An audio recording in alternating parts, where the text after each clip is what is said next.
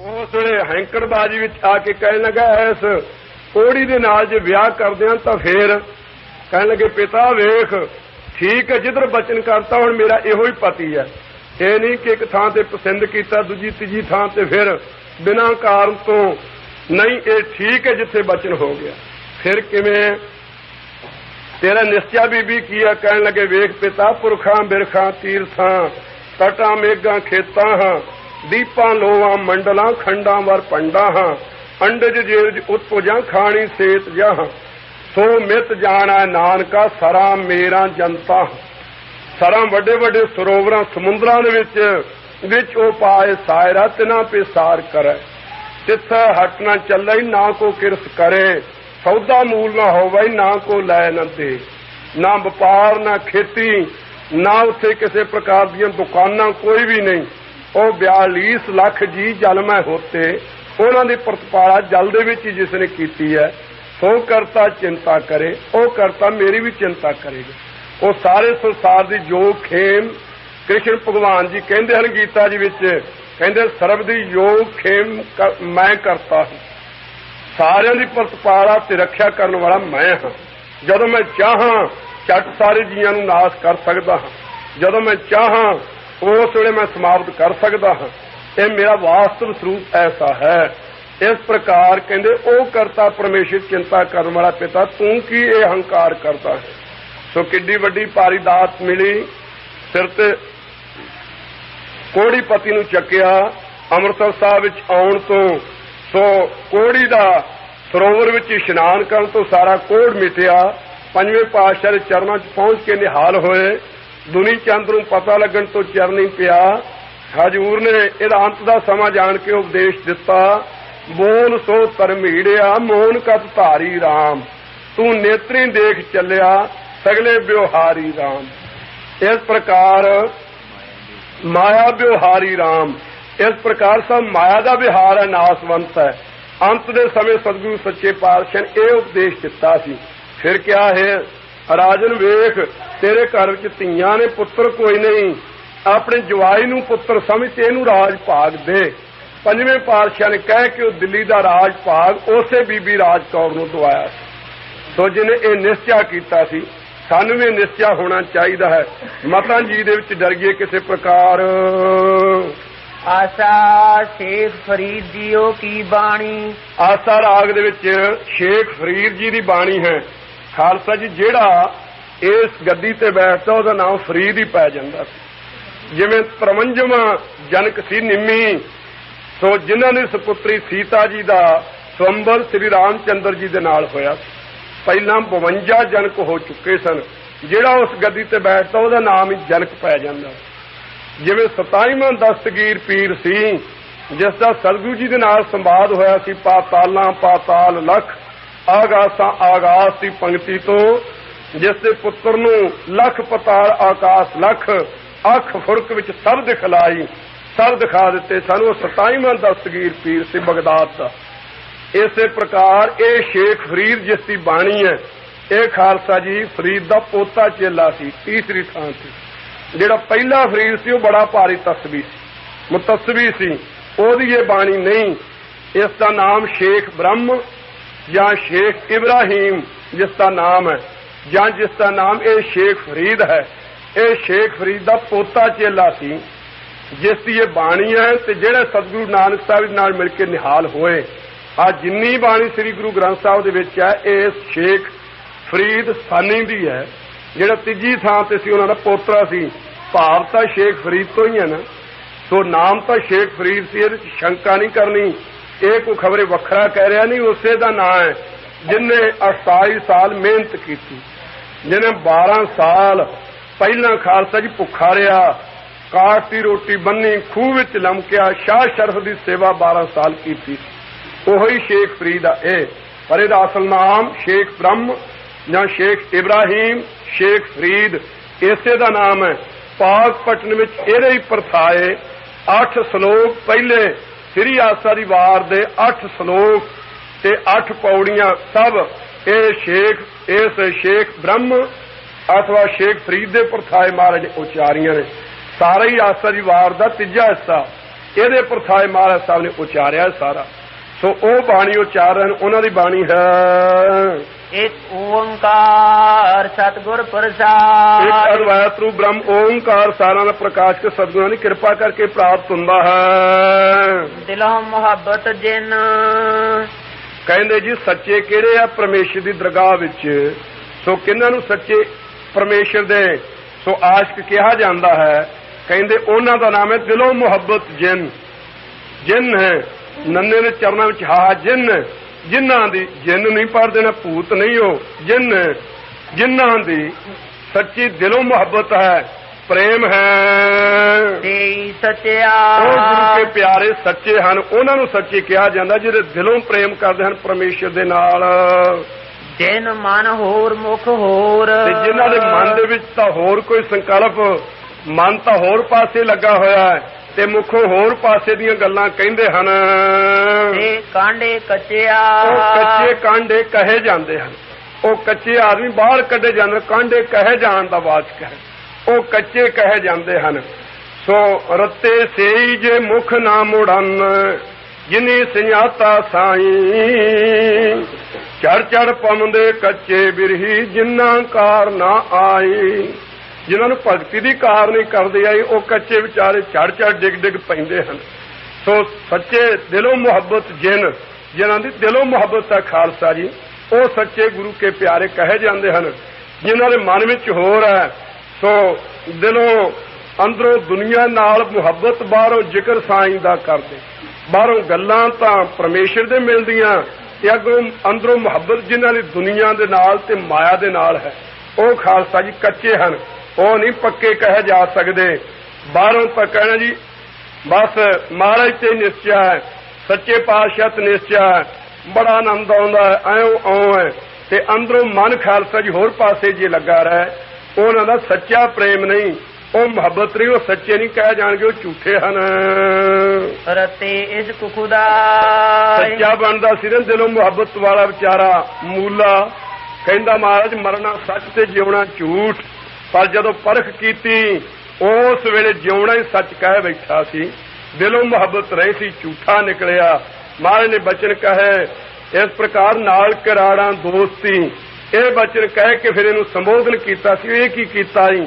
ਚੰਗਾ ਭਟਕਲਾ ਜੂਨਾ ਵਿੱਚ ਦਸਮ ਸਰੂਪ ਦੇ ਵਿੱਚ ਹੁਣ ਤੇਰੀ ਕਲਿਆਣ ਕਰਾਂਗੇ। ਉਹ ਖਾਲਸਾ ਜੀ ਉਹ ਸੱਚੇ ਨਹੀਂ ਹਨ, ਜਿਨ੍ਹਾਂ ਦਾ ਮਨ ਵਿੱਚ ਹੋਰ ਹੈ ਗੱਲ, ਮੁੱਖੋਂ ਜਿਹੜੇ ਹੋਰ ਕਹਿੰਦੇ ਹਨ। ਰਤੇ ਇਸ਼ਕ ਖੁਦਾ ਬਚਨ ਕਰੇ ਤੇ ਖਿਸਕ ਜਾਏ ਸੋਈ ਨਰ ਕੱਚਾ। ਜਿਹੜਾ ਬਚਨ ਕਰਕੇ ਫਿਰ ਖਿਸਕ ਜਾਵੇ ਉਹ ਕੱਚਾ ਆਦਮੀ ਹੈ। ਰਤੇ ਇਸ਼ਕ ਖੁਦਾ ਜਿਹੜੇ ਖੁਦ ਆਇਆ ਹੋਇਆ ਜੋ ਬ੍ਰਹਮ ਹੈ, ਖੁਦਾ ਉਹਦਾ ਨਾਮ ਕਹਿ ਲੋ, ਰੱਬ ਕਹਿ ਲੋ, ਅੱਲਾ ਕਹਿ ਲੋ, ਔਰ ਰਾਮ ਰਮਿਆ ਹੋਇਆ ਕਹਿ ਲੋ, ਇੱਕੋ ਹੀ ਗੱਲ ਹੈ। ਸੋ ਰਤੇ ਇਸ਼ਕ ਖੁਦਾਏ, ਖੁਦਾ ਜੋ ਖੁਦ ਆਇਆ ਹੋਇਆ ਪਰਮੇਸ਼ਰ ਹੈ, ਜੋ ਉਹਦੇ ਇਸ਼ਕ ਦੇ ਵਿੱਚ ਪ੍ਰੇਮ ਦੇ ਵਿੱਚ ਜਿਨ੍ਹਾਂ ਦੇ ਮਨ ਰੰਗੇ ਹੋਏ ਹਨ, ਆਸ਼ਕ ਬਣੇ ਹਨ, ਜੋ ਰੰਗ ਦੀਦਾਰ ਕੇ ਉਹ ਸਾਰੇ ਵਿੱਚ ਦੀਦਾਰ ਦਰਸ਼ਨਾਂ ਦੇ ਰੰਗ ਪ੍ਰੇਮ ਦੇ ਇਸ਼ਕ ਦੇ ਵਿੱਚ ਜਿਨ੍ਹਾਂ ਦੇ ਮਨ ਰੰਗੇ ਹੋਏ ਹਨ, ਵਿਸਰਿਆ ਜਿਨ ਨਾਮ, ਉਹਨਾਂ ਦਾ ਨਾਮ ਖਾਲਸਾ ਜੀ ਉਹ ਸੱਚੇ ਕਹੀਦੇ ਹਨ। ਜੋ ਪਰਮੇਸ਼ਰ ਦੇ ਦਰਸ਼ਨਾਂ ਦੇ ਪ੍ਰੇਮ ਰੰਗ ਦੇ ਵਿੱਚ ਜਿਨ੍ਹਾਂ ਦੇ ਮਨ ਰੰਗੇ ਹੋਏ ਹਨ, ਇਸ ਪ੍ਰਕਾਰ ਉਹਨਾਂ ਦਾ ਨਾਮ ਸੱਚੇ ਹੈ, ਉਹਨਾਂ ਦਾ ਨਾਮ ਆਸ਼ਕ ਹੈ। ਬਾਕੀ ਤਾਂ ਵਿਸਰਿਆ ਜਿਨ ਨਾਮ, ਜਿਨ੍ਹਾਂ ਨੂੰ ਪਰਮੇਸ਼ਰ ਦਾ ਨਾਮ ਹੀ ਭੁੱਲ ਚੁੱਕਾ ਹੈ, ਤੇ ਭੋਏ ਭਾਰਤੀਏ ਉਹ ਖਾਲਸਾ ਹੀ ਧਰਤੀ ਤੇ ਕੇਵਲ ਐਵੇਂ ਭਾਰ ਹੀ ਬਣੇ ਫਿਰਦੇ ਨੇ। ਧਰਤੀ ਨੂੰ ਭਾਰ ਹੀ ਉਹਨਾਂ ਦਾ ਐਵੇਂ ਵਿਅਰਥ ਚੱਕਣਾ ਪੈਂਦਾ ਹੈ। ਉਹ ਬੇਮੁਖ ਹਨ, ਉਹ ਅਕਿਰਤ ਕਾਣ ਹਨ। ਧਰਤੀ ਨੇ ਕਿਹਾ ਨਾ ਤਿਸ ਭਾਰੇ ਪਰਬਤਾਂ ਆਕਾਸ਼ ਕਹੰਦੇ, ਨਾ ਤਿਸ ਭਾਰੇ ਜੀ ਜੰਤ ਅਣਗਿਣਤ ਫਿਰੰਦੇ। ਸਭ ਨਿਰਣਾ ਕਰਕੇ ਕਹਿੰਦੇ ਨੇ ਭਾਰੇ ਭੂਈ ਅਕਿਰਤ ਕਾਣ ਮੰਦੀ ਹੂੰ ਮੰਦੇ। ਉਹ ਮੰਦਿਆਂ ਤੋਂ ਵੀ ਮੰਦੇ ਨੇ, ਅਕਿਰਤ ਕਾਣ ਜਿਹੜੇ ਹਨ ਕੀਤੇ ਹੋਏ ਪਰਮੇਸ਼ਰ ਦੇ ਉਪਕਾਰ ਨੂੰ ਭੁਲਾ ਕੇ ਨਾਸਤਕ ਬਣ ਜਾਂਦੇ ਹਨ। ਜੋ ਕਿੱਥੇ ਆ ਰੱਬ? ਸੋ ਰੱਬ ਦਾ ਨਿਰਣਾ ਕੀਤਾ ਨਾ ਕਿੰਨੀਆਂ ਥਾਵਾਂ ਤੇ ਉਹ ਪ੍ਰਤਪਾਲਾ ਕਰਨ ਵਾਲਾ ਹੈ। ਸੋ ਇਸ ਪ੍ਰਕਾਰ ਜਿਹੜੇ ਭੁੱਲ ਜਾਂਦੇ ਹਨ ਤੇ ਇਸ ਪਰਮੇਸ਼ਰ ਨੂੰ, ਉਹ ਧਰਤੀ ਤੇ ਕੇਵਲ ਭਾਰ ਹੀ ਬਣੇ ਹੋਏ ਹਨ। ਸੋ ਇਹ ਕਨੇਹੀ ਆਸ਼ਕੀ ਦੂਜਾ ਲੱਗਾ ਜਾਏ। ਉਹ ਕਾਹਦੀ ਆਸ਼ਕੀ ਹੈ ਜਿਹੜੇ ਹੋਰ ਕਿਸੇ ਦੇ ਨਾਲ ਵੀ ਆਸ਼ਕੀ ਲੱਗੀ ਹੋਵੇ। ਇੱਕ ਪਾਸੇ ਤਾਂ ਕਦੇ ਸ੍ਰੀ ਗੁਰੂ ਗ੍ਰੰਥ ਸਾਹਿਬ ਜੀ ਨੂੰ ਵੀ ਭੁੱਲ ਚੁੱਕੇ ਮੱਥਾ ਟੇਕ ਲਿਆ, ਜੇ ਹੋਰ ਕੋਈ ਦੇਹਧਾਰੀ ਆ ਗਿਆ ਉਹਨੂੰ ਵੀ ਮੱਥਾ ਟੇਕ ਲਿਆ, ਜੇ ਕਿਤੇ ਬਾਹਰ ਜੰਡੀ ਵੇਖੀ ਉਹਨੂੰ ਵੀ ਮੱਥਾ ਟੇਕ ਲਿਆ। ਪਿੱਪਲ ਮਿਲਿਆ ਉਹਨੂੰ ਵੀ ਪਾਣੀ ਪਾ ਲਿਆ, ਕਬਰ ਮਿਲ ਗਈ ਉਹਨੂੰ ਵੀ ਮੱਥਾ ਟੇਕ ਲਓ, ਜੇ ਦੂਜ ਦਾ ਚੰਦਰਮਾ ਚੜਿਆ ਉਹਨੂੰ ਵੀ ਤੰਦ ਦੇ ਲਓ। ਇਸ ਪ੍ਰਕਾਰ ਜੇ ਕਾਲਾ ਕੁੱਤਾ ਭੈਰੋਂ ਦਾ ਵੇਖੇ ਇਹਨੂੰ ਵੀ ਟੁਕੜਾ ਪਾ ਦਿਓ, ਮਾਈ ਦਾ ਖੋਤੜਾ ਮਿਲਿਆ ਇਹਨੂੰ ਵੀ ਭਗੂਰ ਚਾਰ ਲਓ। ਜੇ ਸਿਰ ਮਾਰਨ ਵਾਲੇ ਆ ਕੇ ਪਹਾੜਾਂ ਵਿੱਚ, ਚਲੋ ਉੱਥੇ ਵੀ ਚੱਲ ਕੇ ਸਿਰ ਮਾਰ ਲਓ। ਸੋ ਕਦੇ ਸ਼ੀਰਨੀ ਵੀ ਕਿਸੇ ਨੂੰ ਚਾੜ ਲਓ। ਖਾਲਸਾ ਜੀ ਇਹ ਕਨੇਹੀ ਆਸ਼ਕੀ, ਇਹ ਕੋਈ ਆਸ਼ਕੀ ਹੈ ਪਰਮੇਸ਼ਰ ਦੇ ਨਾਲ? ਨਹੀਂ ਨਹੀਂ, ਇਹ ਕੋਈ ਆਸ਼ਕੀ ਨਹੀਂ, ਇਹ ਕਨੇਹੀ ਆਸ਼ਕੀ ਦੂਜਾ ਲੱਗਾ ਜਾਏ। ਨਾਨਕ ਆਸ਼ਕ ਕਾਢਿਆ ਸਦ ਹੀ ਰਹਿ ਸਮਾਏ। ਉਹ ਵੀ ਆਸ਼ਕ ਨਹੀਂ, ਚੰਗਾ ਚੰਗਾ ਕਰ ਮੰਨੈ, ਚੰਗਾ ਅਹੁਦਾ ਮਿਲ ਗਿਆ, ਚੰਗਾ ਮੁਰਾਤਬਾ ਮਿਲ ਗਿਆ, ਚੰਗਾ ਆਦਰ ਹੋ ਗਿਆ, ਚੰਗਾ ਸਤਕਾਰ ਹੋ ਗਿਆ, ਚੰਗਾ ਗੱਫਾ ਮਿਲ ਗਿਆ, ਧਨ ਦੌਲਤ ਦਾ ਰੱਬ ਨੂੰ ਚੰਗਾ ਕਰਕੇ ਮੰਨ ਲਿਆ, ਰੱਬ ਬੜਾ ਚੰਗਾ ਹੈ। ਤੇ ਜੇ ਕਿਤੇ ਪਰਰਬ ਦੇ ਵਿੱਚ ਫਰਕ ਆ ਗਿਆ, ਮੰਦਾ ਮੰਦਾ ਹੋਏ, ਜੇ ਕਿਤੇ ਜਰਾ ਪਰਰਬ ਦੇ ਵਿੱਚ ਮੰਦਾ ਆ ਗਿਆ, ਕਾਰੋ ਵਿਹਾਰ ਜਾਂ ਢਿੱਲਾ ਪੈ ਗਿਆ, ਕਿੱਥੇ ਹੁਣ ਰੱਬ ਕਿਤੇ ਨਹੀਂ ਵੇਖਿਆ ਬੜਾ ਮਾੜਾ, ਉਸ ਵੇਲੇ ਰੱਬ ਨੂੰ ਮੰਦਾ ਕਹਿਣ ਲੱਗ ਪੈਣਾ, ਉਹ ਖਾਲਸਾ ਜੀ ਆਸ਼ਕ ਪਰਮੇਸ਼ਰ ਦਾ ਨਹੀਂ ਕਹੀਦਾ। ਚੰਗਾ ਚੰਗਾ ਕਰਮ ਹੈ, ਮੰਦਾ ਮੰਦਾ ਹੋਏ, ਆਸ਼ਕ ਇਹ ਨਾ ਆਖੀਏ। ਜੇ ਲੇਖਾ ਵਰਤਾ ਸੋਏ, ਜਿਹੋ ਜੇ ਲੇਖਿਆ ਹਿਸਾਬ ਕਿਤਾਬ ਵਿੱਚ ਰੱਬ ਨਾਲ ਜੇ ਵਰਤਦਾ, ਉਹ ਆਸ਼ਕ ਨਹੀਂ ਰੱਬ ਦਾ। ਉਹਦੀ ਮਸ਼ੂਕੀ ਕਾਦੀ, ਉਹ ਆਸ਼ਕ ਕਾਦੀ ਉਹਦੀ ਆਸ਼ਕੀ ਹੈ। ਜਿਹੜਾ ਇਸ ਪ੍ਰਕਾਰ ਜੇ ਤਾਂ ਚੰਗੇ ਪਦਾਰਥ ਤੇ ਚੰਗਾ ਆਦਰ ਸਤਕਾਰ ਹੈ ਤਾਂ ਰੱਬ ਦੇ ਨਾਲ ਪ੍ਰੇਮ, ਤੇ ਜੜਾ ਸਰੀਰ ਵਿੱਚ ਜੇ ਰੋਗ ਪੈ ਗਿਆ ਤਾਂ ਰੱਬ ਨੂੰ ਗਾਲਾਂ, ਕੀ ਕੀਤਾ ਰੱਬ ਨੇ ਮੈਨੂੰ, ਸੋ ਕਿਉਂ ਮੈਨੂੰ ਰੋਗੀ ਕੀਤਾ, ਮੈਂ ਰੋਜ਼ ਸੰਗਤ ਵਿੱਚ ਜਾਵਾਂ, ਲਾ ਮੇਰੇ ਅੱਖ ਗੋਡੇ ਦੁਖਣੇ ਲਾਤੇ, ਕਾਹਦਾ ਆਖੇ ਰੱਬ ਮੇਰੀ ਇੰਨੀ ਸਹਾਇਤਾ ਵੀ ਨਹੀਂ ਕਰਦਾ। ਉਹ ਗਿਣਤੀਆਂ ਮਿਣਤੀਆਂ ਵਿੱਚ ਜਿਹਦੇ ਨਾਲ ਪੈਣਾ, ਉਹਦੇ ਨਾਲ ਹਿਸਾਬ। ਖਾਲਸਾ ਜੀ ਆਸ਼ਕੀ ਕਿੱਥੇ? ਸਤਿਗੁਰੂ ਜੀ ਦੇ ਘਰ ਦੇ ਆਸ਼ਕ ਤਾਂ ਉਹ ਨੇ, ਜਦ ਤੱਕ ਪ੍ਰੇਮ ਖੇਲਣ ਕਾ ਚਾਓ, ਸਿਰ ਧਰ ਤਲੀ ਗਲੀ ਮੇਰੀ ਆਓ, ਇਤ ਮਾਰਗ ਪੈਰ ਧਰੀਜਾ, ਸਿਰ ਦੀਜਾ ਕਾਣ ਨਾ ਕੀਜਾ। ਜਿੱਥੇ ਸਿਰ ਦੇ ਕੇ ਵੀ ਕਨੋੜ ਨਹੀਂ ਕਰ ਸਕਦੇ, ਹੰਗਤਾ ਨਹੀਂ ਕਰ ਸਕਦੇ, ਆਸਾਨ ਨਹੀਂ ਕਰ ਸਕਦੇ ਕਿ ਰੱਬਾ ਤੇਰੀ ਥਾਂ ਤੇ ਸਿਰ ਦਿੱਤਾ, ਤੋ ਭਲਿਆ ਮਾਨਸਾ ਤੂੰ ਸਿਰ ਲਿਆ ਕਿਹਦੇ ਤੋਂ ਸੀ? ਇਹ ਤਾਂ ਖਿਆਲ ਕਰ, ਤੂੰ ਸਿਰ ਲਿਆ ਕਿੱਥੋਂ? ਤੈਨੂੰ ਸਿਰ ਦਿੱਤਾ ਕਿਹਨੇ? ਦਿੱਤਾ ਵੀ ਰੱਬ ਨੇ, ਉਹਨੇ ਆਪਦੀ ਚੀਜ਼ ਆਪਣੇ ਪਾਸ ਲੈ ਲਈ ਹੈ। ਜਿਸ ਕੀ ਬਸ ਤਿਸ ਆਗਾ ਰਾਖਾ, ਪ੍ਰਭ ਕੀ ਆਗਿਆ ਮਾਨਾ ਮਾਥਾ, ਉਸੇ ਚੌਗਨ ਕਰੇ ਨਿਹਾਲ। ਸਗੋਂ ਚਾਰ ਗੁਣਾ ਤੂੰ ਤਾਂ ਨਿਹਾਲ ਹੋ ਜਾਵੇਂਗਾ। ਇੱਕ ਬਾਗ ਦਾ ਮਾਲਿਕ, ਇੱਕ ਮਾਲੀ ਵਿੱਚ ਉਹਨੇ ਰੱਖਿਆ ਹੋਇਆ, ਮਾਲੀ ਨੇ 4 ਫੁੱਲ ਤੋੜੇ ਤੇ ਹੈਂਕੜ ਦੇ ਨਾਲ ਲਈ ਜਾਂਦਾ ਹੈ, ਮੈਂ ਜਾ ਕੇ ਬਾਗ ਦੇ ਮਾਲਕ ਨੂੰ ਦੇਣੇ ਆ। ਜਾ ਕੇ ਫਿਰ ਮਾਣ ਕਰੇ ਮੈਂ ਤੈਨੂੰ ਫੁੱਲ ਲਿਆ ਕੇ ਦਿੱਤੇ ਐ, ਉਹਦਾ ਮੂਰਖਪੁਣਾ ਨਹੀਂ। ਬਾਗ ਦਾ ਮਾਲਕ ਤਾਂ ਉਹ ਆਪ ਹੈ ਜਿਹਦੇ ਪਾਸ ਫੁੱਲ ਲਈ ਜਾਣਾ। ਮਾਲੀਆ ਤੂੰ ਵਿੱਚ ਵਿਚਾਲੇ ਕੀ ਆਕੜਿਆ ਹੋਇਆ? ਇਹ ਸਿਰ ਦਿੱਤਾ ਕਿੰਨੇ? ਇਹ ਤਨ ਦਿੱਤਾ ਕਿੰਨੇ? ਇਹ ਮਨ ਦਿੱਤਾ ਕਿੰਨੇ? ਧਨ ਦਿੱਤਾ ਕਿੰਨੇ? ਜਿਸ ਨੇ ਦਿੱਤਾ ਹੈ ਸੋ ਜਿਸ ਕੀ ਬਸ ਤੇ ਸੇ ਆਗਾ ਰੱਖੇ। ਜੇ ਤਾਂ ਉਹਦੇ ਅੱਗੇ ਪੇਟਾ ਕਰ ਦੂ ਤਾਂ ਨਿਹਾਲ ਹੋ ਜੂ, ਨਹੀਂ ਤਾਂ ਏਕ ਭੀ ਨਾ ਦੇ 10 ਭੀ ਹਿਰ ਲੈ, ਤੋ ਮੂੜਾ ਕਉ ਕਹਾਂ ਕਰੇ। ਤੇ 9 ਗੋਲਕਾਂ 10ਵਾਂ ਮਨ ਦਿੱਤਾ ਸੀ ਪਰਮੇਸ਼ਰ ਨੇ। ਜੇ 10ਵਾਂ ਦਸਵੰਧ ਪਰਮੇਸ਼ਰ ਦੇ ਨਾਂ ਦਾ ਦੇਣਾ ਸੀ ਇੱਕ ਮਨ, ਜੇ ਉਹ ਮਨ ਵੀ ਇੱਕ ਸਤਿਗੁਰਾਂ ਦੇ ਚਰਨਾਂ 'ਚ ਭੇਟਾ ਨਹੀਂ ਕਰਦਾ ਤੂੰ ਵੀ ਸਮਝਾ, ਤੇ ਬਾਕੀ ਦੀਆਂ 9 ਗੋਲਕਾਂ ਵੀ ਤੇਰੀਆਂ ਲੈ ਲਵੇ, ਸਾਰੇ ਸਰੀਰ ਨੂੰ ਨਾਸ ਕਰ ਦੇਵੇ, ਤੈਨੂੰ ਅੰਨਾ ਕਰ ਦੇਵੇ, ਬੋਲਾ ਕਰ ਦੇਵੇ, ਤੇਰੇ ਦਿਮਾਗ 'ਚ ਫਰਕ ਪਾ ਦੇਵੇ, ਕੀ ਕਰ ਲਏਗਾ ਉਹਦਾ? ਕੁਛ ਵਿਗਾੜ ਲਏਗਾ? ਕੁਛ ਨਹੀਂ ਵਿਗਾੜ ਸਕਦਾ।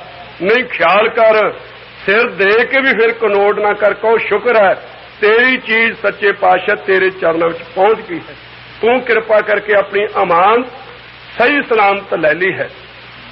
ਧੰਨ 10ਵੇਂ ਪਾਤਸ਼ਾਹ ਸਾਹਿਬਜ਼ਾਦੇ 2 ਕੁਰਬਾਨ ਹੋਏ ਨੇ ਅੱਖਾਂ ਦੇ ਸਾਹਮਣੇ। ਗਗਨ ਤਮਾਮਾਂ ਬਾਜਿਓ ਪਰਿਓ ਨਿਸ਼ਾਨਾ ਘਾਓ, ਖੇਤ ਚੋਂ ਮਾਂਡਿਓ ਸੂਰਮਾ ਅਬ ਜੂਝਨ ਕੋ ਧਾਓ। ਸੂਰਾ ਸੋ ਪਹਿਚਾਨੀਆਂ ਜੋ ਲੜਾ ਦੀਨ ਕਾ ਹੇਤ, ਪੁਰਜਾ ਪੁਰਜਾ ਕੱਟ ਮਾਰਾ ਕਬਹੂ ਨਾ ਛਾਡਾ ਖੇਤ। ਅੱਖਾਂ ਦੇ ਸਾਹਮਣੇ ਟੁਕੜਾ ਟੁਕੜਾ ਹੋ ਕੇ ਫਤਿਹ ਗਜਾਉਂਦੇ ਹੋਏ ਦੋਵੇਂ ਸਾਹਿਬਜ਼ਾਦੇ ਸੱਚਖੰਡ ਨੂੰ ਦਾਦਾ ਸਤਿਗੁਰੂ ਨਵੇਂ ਪਾਤਸ਼ਾਹ ਦੇ ਚਰਨਾਂ ਵਿੱਚ, ਉਹਨਾਂ ਦੇ ਦਾਦਾ ਸ਼ਹੀਦਾਂ ਨੇ ਸਰਤਾਜ ਗੁਰੂ ਅਰਜਨ ਸਾਹਿਬ ਦੇ ਝੋਲੀ ਵਿੱਚ ਜਾ ਕੇ ਅੱਜ ਬਿਰਾਜੇ ਹਨ, ਜੱਫੀਆਂ ਵਿੱਚ ਜਾ ਕੇ ਆਨੰਦ ਮਾਣਿਆ ਹੈ। ਧੰਨ ਗੁਰੂ 10ਵੇਂ ਪਾਤਸ਼ਾਹ ਅੱਜ ਅਰਦਾਸ ਕੀਤੀ ਹੈ। ਅਰਦਾਸ ਕਰਕੇ ਕਿਹਾ ਹੈ ਪਰਮੇਸ਼ਰ ਅਕਾਲ ਪੁਰਖ ਤੇਰੀ ਅਮਾਨਤ ਅੱਜ ਅੱਧੀ ਅਦਾ ਹੋਈ ਹੈ, ਸ਼ੁਕਰ ਹੈ ਤੇਰੀ ਕਿਰਪਾ ਦੇ ਨਾਲ ਇਹ ਸਿਰੋਂ ਭਾਰ ਲੱਥਾ ਹੈ।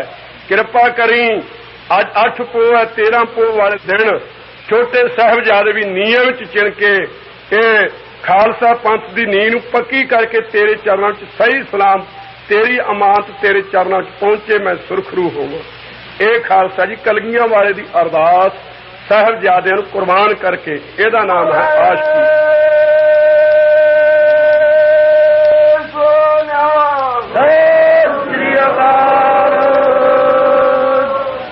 ਇਸ ਪ੍ਰਕਾਰ ਖਾਲਸਾ ਜੀ ਉਸ ਪ੍ਰੇਮ ਦੇ ਵਿੱਚ, ਉਸ ਇਸ਼ਕ ਦੇ ਵਿੱਚ ਆ ਕੇ ਹਜ਼ੂਰ ਸੱਚੇ ਪਾਤਸ਼ਾਹ ਨੇ ਬੈਰਾਗ ਦੇ ਵਿੱਚ ਆ ਕੇ ਸ਼ਬਦ ਉਚਾਰਿਆ ਸੀ। ਸਾਹਿਬਜ਼ਾਦਿਆਂ ਦੀਆਂ ਰੂਹਾਂ ਜਦੋਂ ਉੱਡੀਆਂ ਨੇ, ਛੋਟਿਆਂ ਦੀਆਂ ਚੱਲੀਆਂ ਸੱਚਖੰਡ ਨੂੰ, ਫਤਿਹ ਗਜਾਈ ਕਲਗੀਆਂ ਵਾਲੇ ਨੂੰ, ਕਹਿਣ ਲੱਗੇ ਭਾਈ ਇੱਕ ਸਿਨੇਹਾ ਲਈ ਜਾਓ। ਕਹਿੰਦੇ ਦੱਸੋ ਜੀ। ਕਹਿੰਦੇ ਮਿੱਤਰ ਪਿਆਰੇ ਨੂੰ ਹਾਲ ਮੁਰੀਦਾਂ ਦਾ ਕਹਿਣਾ, ਤੁਧ ਬਿਨ ਰੋਗ ਰਜਾਈਆਂ ਦੇ ਓਡਣ, ਨਾਗ ਨਿਵਾਸਾਂ ਦੇ ਰਹਿਣਾ, ਸੂਲ ਸੁਰਾਹੀ ਖੰਜਰ ਪਿਆਲਾ, ਬਿੰਗ ਕਸਾਈਆਂ ਦਾ ਸੈਣਾ, ਯਾੜੇ ਦਾ ਸਾਨੂੰ ਸੱਥਰ ਚੰਗਾ, ਪੱਠ ਖੇੜਿਆਂ ਦਾ ਰਹਿਣਾ। ਕਿਆ ਗੂੜਾ ਸਬੰਧ ਤੇ ਇਸ਼ਕ ਤੇ ਆਪਣਾ ਪ੍ਰੇਮ ਸਤਿਗੁਰੂ ਸੱਚੇ ਪਾਤਸ਼ਾਹ ਨੇ ਅਕਾਲ ਪੁਰਖ ਦੇ ਨਾਲ ਵਿਖਾਇਆ ਹੈ। ਇਹਦਾ ਨਾਮ ਹੈ ਇਸ਼ਕ, ਇਹਦਾ ਨਾਮ ਹੈ ਖਾਲਸਾ ਜੀ ਪ੍ਰੇਮ ਤੇ ਆਸ਼ਕੀ। ਸੋ ਆਸ਼ਕ ਆਸਾ ਬਾਹਰਾ, ਮੂੰਹ ਮਨ ਵੱਡੀ ਆਸ। ਆਸ਼ਕ ਕਿਹੜਾ ਹੁੰਦਾ ਜਿਹੜੇ ਸੰਸਾਰ ਦੀਆਂ ਆਸਾਂ ਤੋਂ ਬਾਹਰਾ ਹੋਵੇ, ਸੰਸਾਰ ਦੀਆਂ ਆਸਾਂ ਨਾ ਹੋਣ ਜਿਹਨੂੰ, ਉਹਦਾ ਨਾਮ ਆਸ਼ਕ ਹੈ। ਮੂੰਹ ਮਨ ਵੱਡੀ ਆਸ, ਮੇਰੇ ਮਨ ਵਿੱਚ ਹੈ ਪਰਮੇਸ਼ਰ ਵੱਡੀ ਆਸ ਹੈ। ਉਹ ਕਿਹੜੀ ਆਸ? ਮੈਂ ਮਨ ਵੱਡੀ ਆਸ ਹਰੇ, ਕਿਉਂ ਕਰ ਹਰ ਦਰਸ਼ਨ ਪਾਵਾਂ। ਇਹ ਸਭ ਤੋਂ ਵੱਡੀ ਆਸ ਹੈ ਹਰੀ, ਮੈਂ ਤੇਰੇ ਦਰਸ਼ਨ ਕਿਸ ਪ੍ਰਕਾਰ ਪ੍ਰਾਪਤ ਕਰ ਸਕਾਂ, ਉਹਦਾ ਨਾਮ ਆਸ਼ਕ ਹੈ। ਹਜੂਰ ਕਹਿੰਦੇ ਹਨ ਵਿਸਰਿਆ ਜਿਨ ਨਾਮ ਆਸਾ ਇਤੀ ਆਸ਼ਕ ਆਸ ਪੁਰਾਈ ਹੈ। ਹੇ ਪਰਮੇਸ਼ਰ, ਸੰਸਾਰ ਦੀਆਂ ਆਸਾਂ ਸਾਰੀਆਂ ਇਤੀ ਹੋ ਚੁੱਕੀਆਂ ਹਨ, ਮੁੱਕ ਚੁੱਕੀਆਂ ਹਨ। ਕੋਈ ਪੁਸਤਕ ਲਿਖ ਕੇ ਮਗਰੋਂ ਲਿਖਿਆ ਹੁੰਦਾ ਇਤੀ, ਭਾਵ ਸਮਾਪਤ ਹੋਇਆ ਹੈ। ਸੋ ਕਹਿੰਦੇ ਸੰਸਾਰ ਦੀਆਂ ਆਸਾਂ ਇਤੀ ਹੋ ਚੁੱਕੀਆਂ ਹਨ, ਹੁਣ ਤੁਹਾਡੇ ਮਿਲਣ ਦੀ ਕੇਵਲ ਇੱਕ ਇੱਛਾ ਹੈ, ਉਹਦਾ ਨਾਮ ਆਸ਼ਕ ਕਹੀਦਾ ਹੈ। 4 ਬੋਲਿਆਂ ਵਿੱਚ ਹਜੂਰ ਨੇ ਫਰਮਾਇਆ ਹੈ ਵਿਸਰਿਆ ਜਿਨ ਨਾਮ। ਸੋ ਇਸ ਪ੍ਰਕਾਰ ਰੱਤੇ ਇਸ਼ਕ ਖੁਦਾਏ ਰੰਗ ਦੀਦਾਰ ਕੇ, ਜੋ ਪਰਮੇਸ਼ਰ ਦੇ ਦੀਦਾਰ ਦਰਸ਼ਨਾਂ ਦੇ ਰੰਗ ਪ੍ਰੇਮ ਦੇ ਇਸ਼ਕ ਦੇ ਵਿੱਚ ਜਿਨ੍ਹਾਂ ਦੇ ਮਨ ਰੰਗੇ ਹੋਏ ਹਨ ਖੁਦਾ ਦੇ ਦਰਸ਼ਨਾਂ ਦੇ ਵਿੱਚ, ਉਹਨਾਂ ਦਾ ਨਾਮ ਸੱਚੇ ਆਸ਼ਕ ਹੈ। ਵਿਸਰਿਆ ਜਿਨ ਨਾਮ। ਤੇ ਜਿਨ੍ਹਾਂ ਨੂੰ ਪਰਮੇਸ਼ਰ ਦਾ ਨਾਮ ਹੀ ਭੁੱਲ ਚੁੱਕਾ ਹੈ, ਚੇਤੇ ਨਹੀਂ ਕਰੇ ਆਇਆ, ਤੇ ਭੋਏ ਭਾਰਤੀਏ। ਉਹ ਤਾਂ ਧਰਤੀ ਤੇ ਭਾਰ ਬਣ ਕੇ ਭਾਰੂ ਹੋ ਕਰਕੇ ਧਰਤੀ ਨੂੰ ਵੀ ਨਿਗਰ ਚਲੋ ਰਸਾਤਲ ਟੋਆ ਨਰਕਾਂ ਨੂੰ ਲਿਜਾਣ ਦਾ ਕਾਰਨ ਬਣ ਰਹੇ ਹਨ। ਧਰਤੀ ਤੇ ਕੇਵਲ ਭਾਰ ਹੀ ਐਵੇਂ ਤੁਰੇ ਫਿਰਦੇ ਹਨ। ਵਿਸਰਾਮ ਦੇ ਕੇ ਕਹਿੰਦੇ ਹਨ ਆਪ ਲੀਏ ਲੜ ਲਾਏ। ਆਪ ਪਰਮੇਸ਼ਰ ਨੇ ਆਪਣੇ ਸਾਧ ਸੰਗਤ ਰੂਪੀ ਲੜ, ਆਪਣੇ ਸ਼ਰਮ ਰੂਪੀ ਲੜ, ਆਪਣੀ ਸਿੱਖੀ ਰੂਪੀ ਲੜ, ਆਪਣੇ ਉਪਦੇਸ਼ ਰੂਪੀ ਪੱਲੇ ਵਿੱਚ ਉਹ ਲਾ ਲਏ ਹਨ। ਦਰ ਦਰਵੇਸ਼ ਸੇ। ਆਪਣੇ ਸਿੱਖੀ ਰੂਪੀ ਲੜ ਵਿੱਚ ਲਾ ਲਏ ਹਨ। ਦਰ ਦਰਵੇਸ਼ ਸੇ, ਉਹ ਪਰਮੇਸ਼ਰ ਦੇ ਦਰ ਦੇ ਵਿੱਚ ਆਵੇਸ਼ ਪ੍ਰਵੇਸ਼ ਹੋਣ ਵਾਲੇ ਸਿੱਖ ਨੂੰ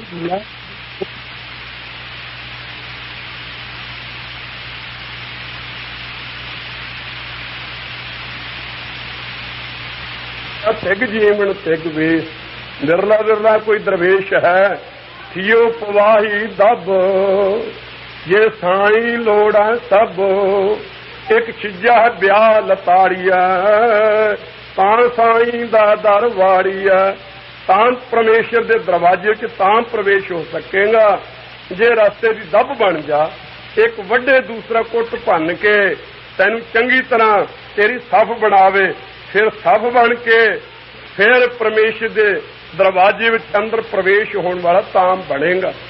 ਕਿਵੇਂ ਕੋਈ ਕਰੀ ਜਾਵੇ, ਨਹੀਂ ਕਿਸੇ ਪ੍ਰਕਾਰ ਦੀ ਹੈਂਕੜ ਤੇ ਮਾਣ। ਹਜੂਰ ਕਹਿੰਦੇ ਹਨ ਉਹ ਪਰਮੇਸ਼ਰ ਦੇ ਦਰਗਾਹ ਦੇ ਵਿੱਚ ਪ੍ਰਵੇਸ਼ ਹੋਣ ਵਾਲੇ, ਪਰਮੇਸ਼ਰ ਦੇ ਦਰ ਦੇ ਉਹ ਦਰਵੇਸ਼ ਹਨ ਉਹਨਾਂ ਨੂੰ ਆਪਣੇ ਲੜ ਵਿੱਚ ਪਰਮੇਸ਼ਰ ਨੇ ਲਾ ਲਿਆ ਹੈ। ਤਿਨ ਧਨ ਜਣੇ ਦੀ ਮਾਂ ਖਾਲਸਾ ਜੀ ਉਹਨਾਂ ਦੀ ਧਨ ਹੈ, ਉਹਨਾਂ ਨੂੰ ਜਣਨ ਵਾਲੀ ਮਾਤਾ। ਆਏ ਸਫਲ ਸੇ ਉਹਨਾਂ ਦਾ ਸੰਸਾਰ ਵਿੱਚ ਆਇਆ ਹੋਇਆ ਸਫਲਾ ਹੈ, ਬਾਕੀਆਂ ਦਾ ਨਿਸਫਲ ਹੈ। ਉਹਨਾਂ ਦੀ ਮਾਂ ਧਨ ਹੈ ਜਣਨ ਵਾਲੀ। ਖਾਲਸਾ ਜੀ ਧਨ ਫਰੀਦ ਦੀ ਮਾਂ ਜਣਨ ਵਾਲੀ। ਜਣਿਆ ਪੁੱਤਰ ਛੋਟੇ ਹੁੰਦੇ ਤੋਂ ਲੈ ਕੇ ਖਿਆਲ ਆਇਆ ਇਹਨੂੰ ਖੁਦਾ ਦੀ ਇਬਾਦਤ ਵਿੱਚ ਲਾਉਣਾ। ਸੋ ਕਹਿਣ ਲੱਗੀ, ਹੇ ਪੁੱਤਰ ਨਮਾਜ਼ ਪੜਿਆ ਕਰ। ਬੱਚੇ ਦਾ ਸੁਭਾਅ ਹੁੰਦਾ, ਮਾਂ ਕੀ ਮਿਲੂਗਾ? ਪੁੱਤਰ ਤੈਨੂੰ ਸ਼ੱਕਰ ਮਿਲਿਆ ਕਰੇਗੀ, ਸ਼ੱਕਰ ਮਿੱਠੀ ਖਾਣ ਵਾਲੀ। ਚੰਗਾ ਮਾਂ ਜੇ ਤਾਂ ਅੱਜ ਮਿਲੀ ਤਾਂ ਫਿਰ ਮੈਂ ਨਮਾਜ਼ ਪੜਾਂਗਾ ਕੱਲ ਨੂੰ। ਸਿਆਣੀ ਮਾਂ ਨੇ ਛੋਟੀ ਜੀ ਪੁੜੀ ਬੰਨ ਕੇ ਮੁਸੱਲੇ ਥੱਲੇ ਰੱਖ ਦਿੱਤੀ। ਨਮਾਜ਼ ਪੜ੍ਹ ਕੇ ਹਟਿਆ ਪੁੱਤਰ। ਲੈ ਪੁੱਤਰ ਵੇਖ ਖੁਦਾ ਨੇ ਭੇਜੀ ਆ, ਉੱਤੋਂ ਆਈ ਹੈ ਖੁਦਾ ਕੋਲੋਂ, ਰੱਜ ਕੇ ਖਾ ਲਈ। ਸ਼ੱਕਰ ਖਾਣ ਦਾ ਸੁਭਾਅ ਸੀ। ਕਹਿੰਦੇ ਮਾਂ ਅੱਜ ਕੱਲ ਨੂੰ ਮੈਂ ਪੜੂੰਗਾ। ਅਗਲੇ ਦਿਨ ਵੀ ਪੜ੍ਹਾਈ, ਅਗਲੇ ਦਿਨ ਬਾਹਲੀ ਰੱਖੀ। ਵੇਖ ਖੁਦਾ ਤੇਰੇ ਤੇ ਅੱਗੇ ਨਾਲ ਬਾਹਲਾ ਪ੍ਰਸੰਨ ਹੈ, ਬਾਹਲੀ ਸ਼ੱਕਰ ਦਿੱਤੀ ਹੈ। ਰੱਜ ਕੇ ਖਾ ਰਿਹਾ, ਨਮਾਜ਼ ਪੜ੍ਹਨ ਵਿੱਚ ਲਾ ਦਿੱਤਾ ਹੈ। ਇੱਕ ਦਿਨ ਮਾਤਾ ਨੂੰ ਚੇਤਾ ਭੁੱਲ ਗਿਆ ਚੰਚੇਤ, ਨਮਾਜ਼ ਪੜ੍ਹਨ ਲੱਗ ਪਿਆ ਫਰੀਦ। ਕਹਿਣ ਲੱਗੀ ਜੇ ਹੁਣ ਲਿਜਾ ਕੇ ਰੱਖੀ ਤਾਂ ਪਿਛਲਾ ਪਰਦਾ ਵੀ ਉਗੜ ਜੂ, ਜੇ ਅੱਜ ਨਾ ਰੱਖੀ ਤਾਂ ਫਿਰ ਵੀ ਅੱਜ ਕੀ ਬਣੇ। ਅੱਜ ਖੁਦਾ ਨੂੰ ਚੇਤਾ ਭੁੱਲਣਾ ਵੀ ਨਹੀਂ ਬਣਦਾ। ਇਹ ਹੁਣ ਕਿਤੇ ਨੇ ਜਾਣੀਆਂ ਸਿਆਣਾ ਵੀ ਬਣ ਚੁੱਕਾ, ਇਹਦਾ ਸਿਦਕ ਨਾ ਡੋਲ ਜਾਂਦਾ ਹੋਵੇ। ਉਸ ਵੇਲੇ ਇਹ ਚਿੰਤਾ ਵਿੱਚ ਹੀ ਪਈ ਹੋਈ ਸੀ। ਪਰ ਤੁਹਾਨੂੰ ਖੁਦਾ ਜਿਹਨੂੰ ਰੋਜ਼ ਯਾਦ ਕਰਦਾ ਸੀ ਤੇ ਮਾਈ ਯਾਦ ਕਰਾਉਣਾ ਚਾਹੁੰਦੇ ਸੀ, ਉਹ ਕੋਈ ਦੂਰ ਤਾਂ ਹੈ ਨਹੀਂ ਸੀ। ਦਿਲ ਮੈਂ ਖੋਜ ਦਿਲਾ ਦਿਲ ਖੋਜਿਆ, ਇਹੀ ਠੌਰ ਮੁਕਾਮ। ਦਿਲ ਦੇ ਵਿੱਚ ਭਾਲ ਲਈਏ, ਦਿਲਾਂ ਦਾ ਦਿਲ ਰੂਪ ਜੋ ਹੈ ਹਿਰਦੇ ਰੂਪੀ ਸਥਾਨ ਵਿੱਚੋਂ ਬੈਠਾ ਹੋਇਆ। ਇਸ ਪ੍ਰਕਾਰ ਸੁਣ ਲਈ ਖੁਦਾ ਨੇ ਇਹ ਬੇਨਤੀ। ਸਾਰੇ ਮੁਸੱਲੇ ਥੱਲੇ ਅੱਜ ਬਾਹਲੀ ਸ਼ੱਕਰ ਵਿਛਾਤੀ। ਜਦੋਂ ਵੇਖਿਆ ਮੁਸੱਲਾ ਚੁੱਕਿਆ, ਸ਼ੱਕਰ ਹੀ ਸ਼ੱਕਰ। ਜਿਉਂ ਖਾਣ ਲੱਗਾ ਫਰੀਦ, ਮੂੰਹ ਮੁੜ ਗਿਆ। ਮਾਂ ਹੁਣ ਨਹੀਂ ਖਾਇਆ ਕਰਨੀ, ਮੂੰਹ ਮੁੜ ਗਿਆ ਹੈ। ਕਹਿੰਦੇ ਚੰਗਾ ਹੋਇਆ ਪੁੱਤਰ, ਸ਼ੁਕਰ ਹੈ।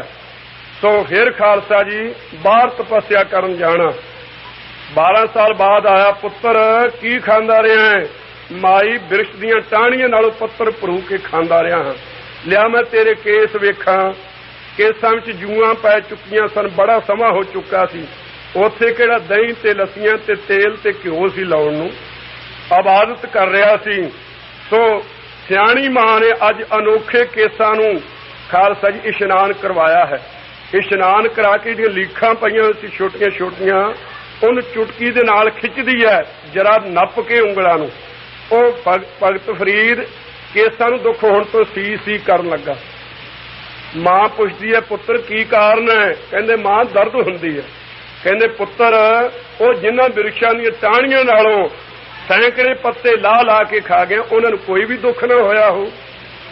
ਚੰਗਾ ਮਾਤਾ ਐਦੋਂ ਅਗਾਂਹ ਮੈਂ ਡਿੱਗੇ ਹੋਏ ਫਲ ਖਾਵਾਂਗਾ, ਉਹਨਾਂ ਪੱਤਿਆਂ ਨੂੰ ਵੀ ਨਹੀਂ ਤੋੜਾਂਗਾ।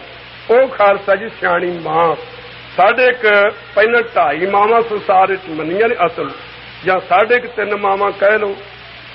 ਇੱਕ ਤਾਂ ਸੀ ਨਾ ਮਾਂ ਜਿਹਨੇ ਕਿਹਾ ਸੀ ਪੁੱਤਰ ਲక్ష్మణ ਜੀ ਆਪਣੇ ਸ੍ਰੀ ਰਾਮਚੰਦਰ ਜੀ ਦੇ ਨਾਲ ਜਾਣਾ ਹੈ, ਸੀਤਾ ਜੀ ਨੂੰ ਮਾਤਾ ਰੂਪ ਕਰਕੇ ਸਮਝਣਾ ਹੈ, ਤੇ ਸ੍ਰੀ ਰਾਮਚੰਦਰ ਜੀ ਨੂੰ ਵੱਡੇ ਭਰਾ ਤਾਂ ਨਹੀਂ ਸਮਝਣਾ, ਅਵਤਾਰ ਰੂਪ ਸਮਝ ਕੇ ਆਗਿਆ ਵਿੱਚ ਰਹੀ। 7 ਬਚਨ ਮਾਤਾ ਜੀ ਇਹ ਤੇ ਭਗਤ ਫਰੀਦ ਦੇ ਮਾਤਾ ਜੀ ਕਿਹਾ ਸੀ ਪੁੱਤਰ ਇਬਾਦਤ ਵਿੱਚ ਜੁੜ, ਸਿਮਰਨ ਵਿੱਚ ਜੁੜ, ਤਾਂ ਤੇਰੇ ਤੇ ਬਖਸ਼ਿਸ਼ ਹੋਵੇਗੀ।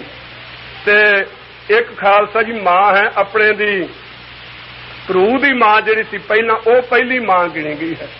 ਜਦੋਂ ਧਰੂ ਨੂੰ ਪੋਤਾਨਪਾਦ ਰਾਜੇ ਪਿਤਾ ਦੀ ਗੋਦ ਵਿੱਚ ਬਾਹੋਂ ਖੇਡਦਾ ਹਾਸਾ ਆਇਆ, ਉਸ ਵੇਲੇ ਜਦੋਂ ਵੇਖ ਲਿਆ ਨਾ ਇਹਨੇ ਬਨੀਤਾ ਨੇ, ਉਹ ਵੇਖ ਕੇ ਆ ਕੇ ਬੜੀ ਨਾਰਾਜ਼ਗੀ ਨਾਲ ਆਈ। ਜਿਹੜੀ ਮਤੇਈ ਮਾਂ ਸੀ, ਚੰਡਾ ਮਾਰੀਆਂ, ਬਾਹ ਫੜ ਕੇ ਗੋਦ ਵਿੱਚੋਂ ਕੱਢ ਕੇ ਬਾਹਰ ਤੇ ਗੁੱਸੇ ਹੋਣ ਲੱਗੀ।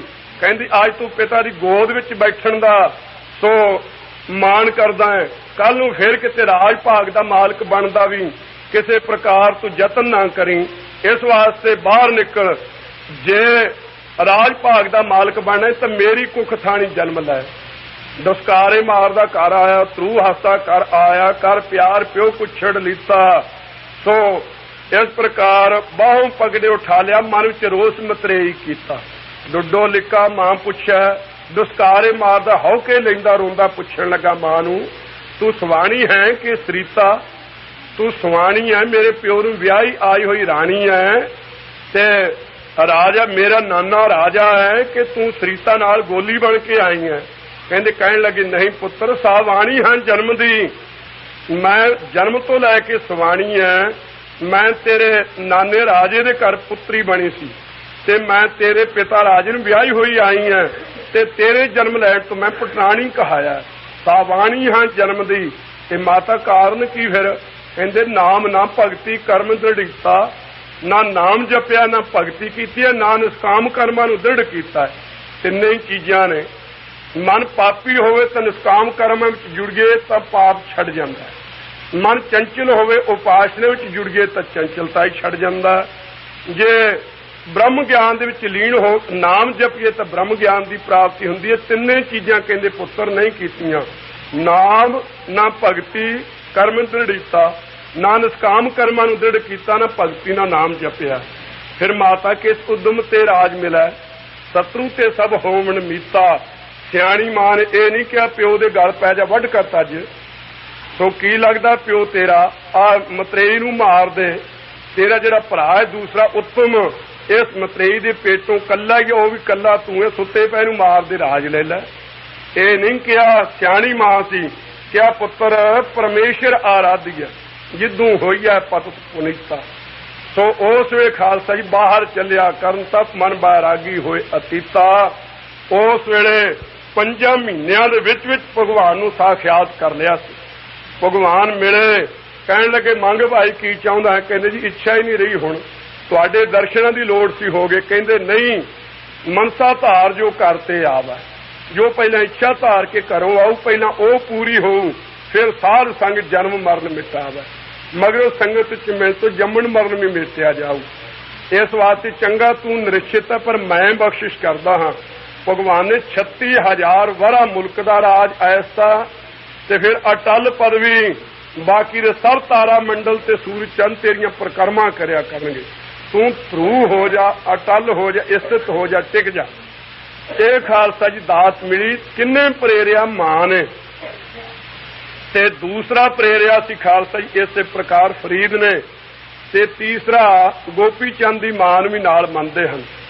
ਉਹਨੇ ਕਿਹਾ ਪੁੱਤਰ ਵੈਰਾਗ ਧਾਰਨਾ ਚਾਹੀਦਾ। ਸੰਸਾਰ ਦੇ ਪਦਾਰਥ ਆਉਣ ਜਾਣ ਵਾਲੇ ਨੇ।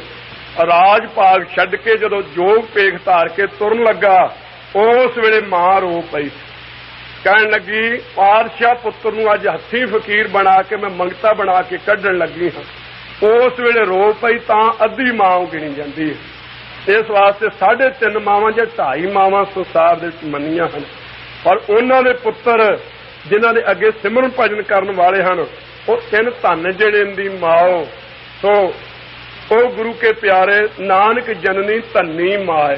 ਮਹਾਰਾਜ ਕਹਿੰਦੇ ਧੰਨ ਹੈ ਉਹਨਾਂ ਦੀ ਮਾਤਾ ਜਾਣਨ ਵਾਲੀ ਜਿਹੜੇ ਭਗਤੀ ਦੇ ਵਿੱਚ ਜੁੜੇ ਹਨ।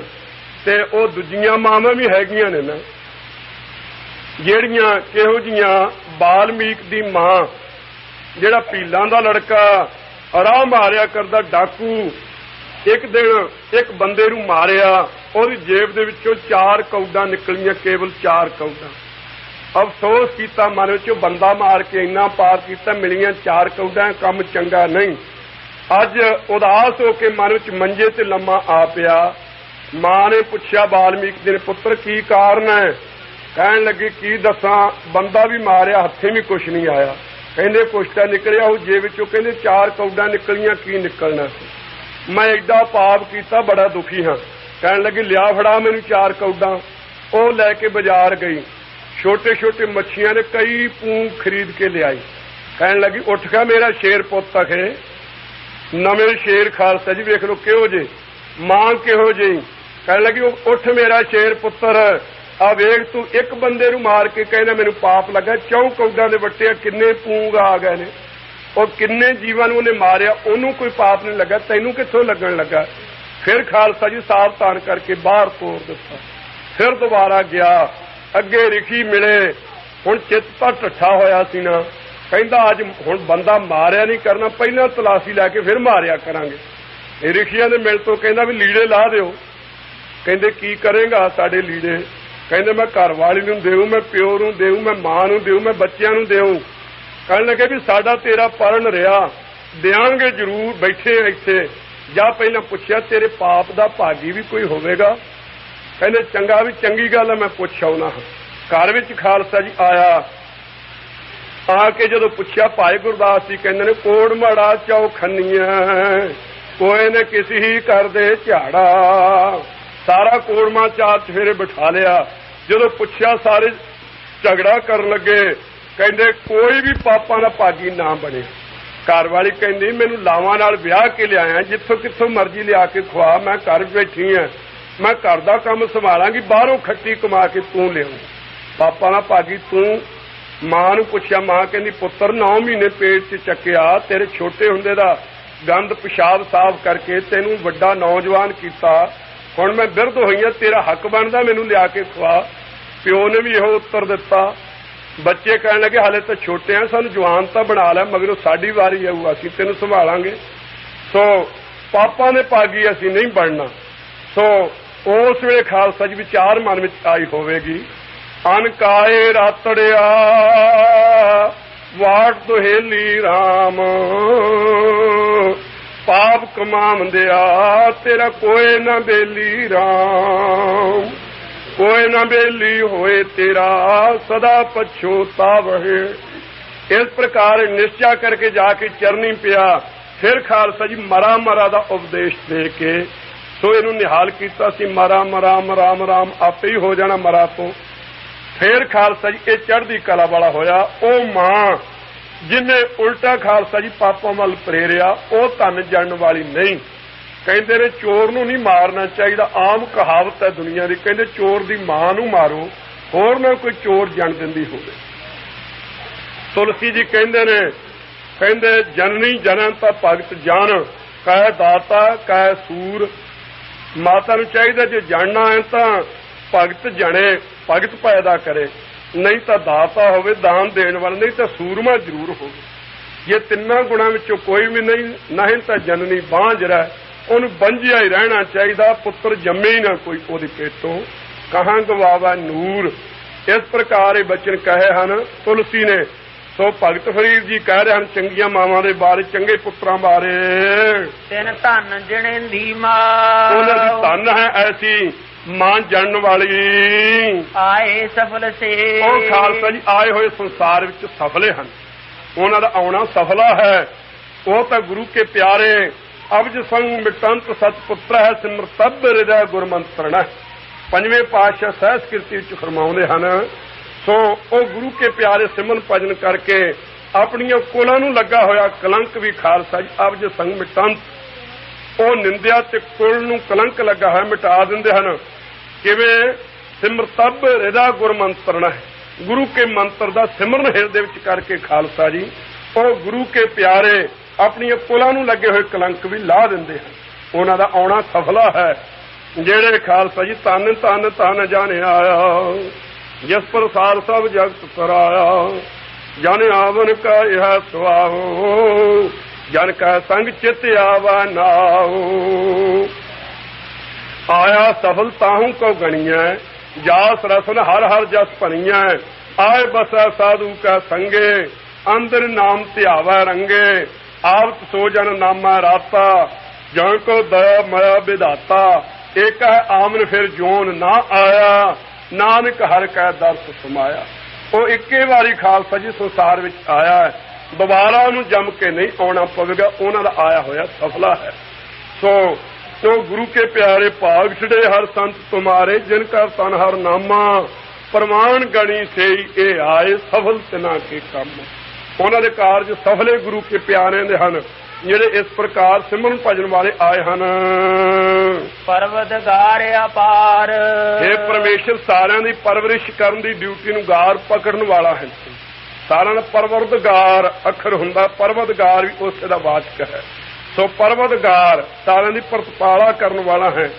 ਅਪਾਰ ਪ੍ਰਕਿਰਤੀ ਦੇ ਪਾਰਾਵਾਰ ਤੋਂ ਰਹਿਤ ਹੈ। ਅਗਮ ਮਨ ਦੀ ਗਮਤਾ ਤੋਂ ਪਰੇ ਹੈ। ਮਨ ਦੇ ਸੰਕਲਪ ਵਿਕਲਪ ਦਾ ਵਿਸ਼ਾ ਨਹੀਂ। ਬੇਅੰਤ ਤੂੰ, ਅਗਮ ਬੇਅੰਤ, ਪਰਵਤਗਾਰ ਅਪਾਰ, ਅਗਮ ਬੇਅੰਤ ਤੂੰ।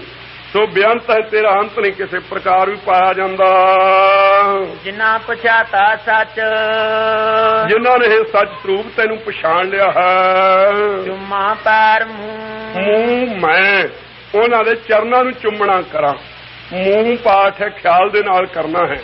ਸੋ ਜਿਨ੍ਹਾਂ ਨੇ ਸੱਚ ਸਰੂਪ ਨੂੰ ਸੱਚੇ ਨਾਮ ਕਰਕੇ ਪਛਾਣ ਲਿਆ ਹੈ, ਉਹਨਾਂ ਦੇ ਅਸੀਂ ਚਰਨਾਂ ਨੂੰ ਵੀ ਚੁੰਮਣਾ ਕਰੀਏ। ਤੇਰੀ ਪਨਾਹ ਖੁਦਾ। ਸੋ ਇਸ ਪ੍ਰਕਾਰ ਇਹ ਨਿਮਰਤਾ ਦਾ ਵਾਚਕ ਹੈ। ਕੋਈ ਪੈਰ ਹੀ ਨਾ ਚੱਟਣ ਲੱਗ ਪਵੇ, ਇਹ ਨਾ ਕਰਨ ਲੱਗ ਪਿਓ। ਸਰਦਾ ਦਾ ਵਾਚਕ ਹੈ ਕਿ ਸਾਡੇ ਮਨ ਵਿੱਚ ਐਡੀ ਵੱਡੀ ਭਾਰੀ ਸਰਦਾ ਹੈ। ਤੇਰੀ ਪਨਾਹ ਖੁਦਾ। ਤੇਰੀ ਸ਼ਰਨ ਹੈ ਖੁਦ ਆਏ ਹੋਏ ਪਰਮੇਸ਼ਰ। ਸੋ ਇੱਕ ਮਹਾਤਮਾ ਸਰੋ ਕਹਿੰਦੇ ਕਿ ਪਨਾ ਨਾਮ ਜੁੱਤੀ ਦਾ ਵੀ ਹੈ। ਉਹ ਹੁੰਦੀ ਹੈ ਨਾ, ਉਹ ਤਾਂ ਪਨ ਹੀ ਹੁੰਦੀ ਹੈ, ਹਾਹੇ ਨੂੰ ਬਿਹਾਰੀ ਹੁੰਦੀ ਹੈ। ਪਰ ਕਹਿੰਦੇ ਕੋਈ ਨਹੀਂ ਕਿ ਬਿਹਾਰੀ ਨਹੀਂ ਤੇ ਤਾਂ ਵੀ ਕਿ ਨੇੜੇ ਤੇੜੇ ਤਾਂ ਢੁਕਦਾ ਹੀ ਆ ਨਾ। हे ਪਰਮੇਸ਼ਰ ਆ ਕਿ ਮੈਂ ਤੇਰੇ ਚਰਨਾਂ 'ਚ ਪੈਣ ਵਾਲੀ ਜੁੱਤੀ ਹਾਂ। ਭਾਵ ਨਿਮਰਤਾ ਤੋਂ ਹੈ ਮਹਾਰਾਜ, ਤੇਰੇ ਚਰਨਾਂ ਵਿੱਚ ਅਸੀਂ ਰੁੜਨ ਵਾਲੇ ਤੇਰੇ ਜੋੜੇ ਹਾਂ। ਹੈ ਤਾਂ ਪਨਾ ਨਾਮ ਸ਼ਰਨ ਦਾ ਕਹਿੰਦੇ ਨਾ, ਪਨਾਹ ਗਜ਼ੀਂ। ਹਾਂ, ਪਨਾਹ ਜਿਨ੍ਹਾਂ ਨੇ ਆ ਕੇ ਲਈ ਹੋਵੇ, ਸ਼ਰਨ ਲਈ ਹੋਵੇ, ਜਿਨ੍ਹਾਂ ਨੂੰ ਸ਼ਰਨਾਰਥੀ ਕਹਿੰਦੇ ਹਨ। ਸ਼ਰਨ ਦੇ ਅਰਥੀ ਮਤਲਬ ਹੀ ਸ਼ਰਨ ਲੈਣ ਦੇ। ਇਸ ਪ੍ਰਕਾਰ ਤੇਰੀ ਪਨਾਹ ਹੈ ਮਹਾਰਾਜ, ਤੇਰੀ ਸ਼ਰਨ ਹੈ ਪਰਮੇਸ਼ਰ। ਤੂੰ ਬਖਸ਼ੰਦਗੀ, ਤੂੰ ਸਾਰਿਆਂ ਤੇ ਬਖਸ਼ਿਸ਼ਾਂ ਕਰਨ ਵਾਲਾ ਹੈ।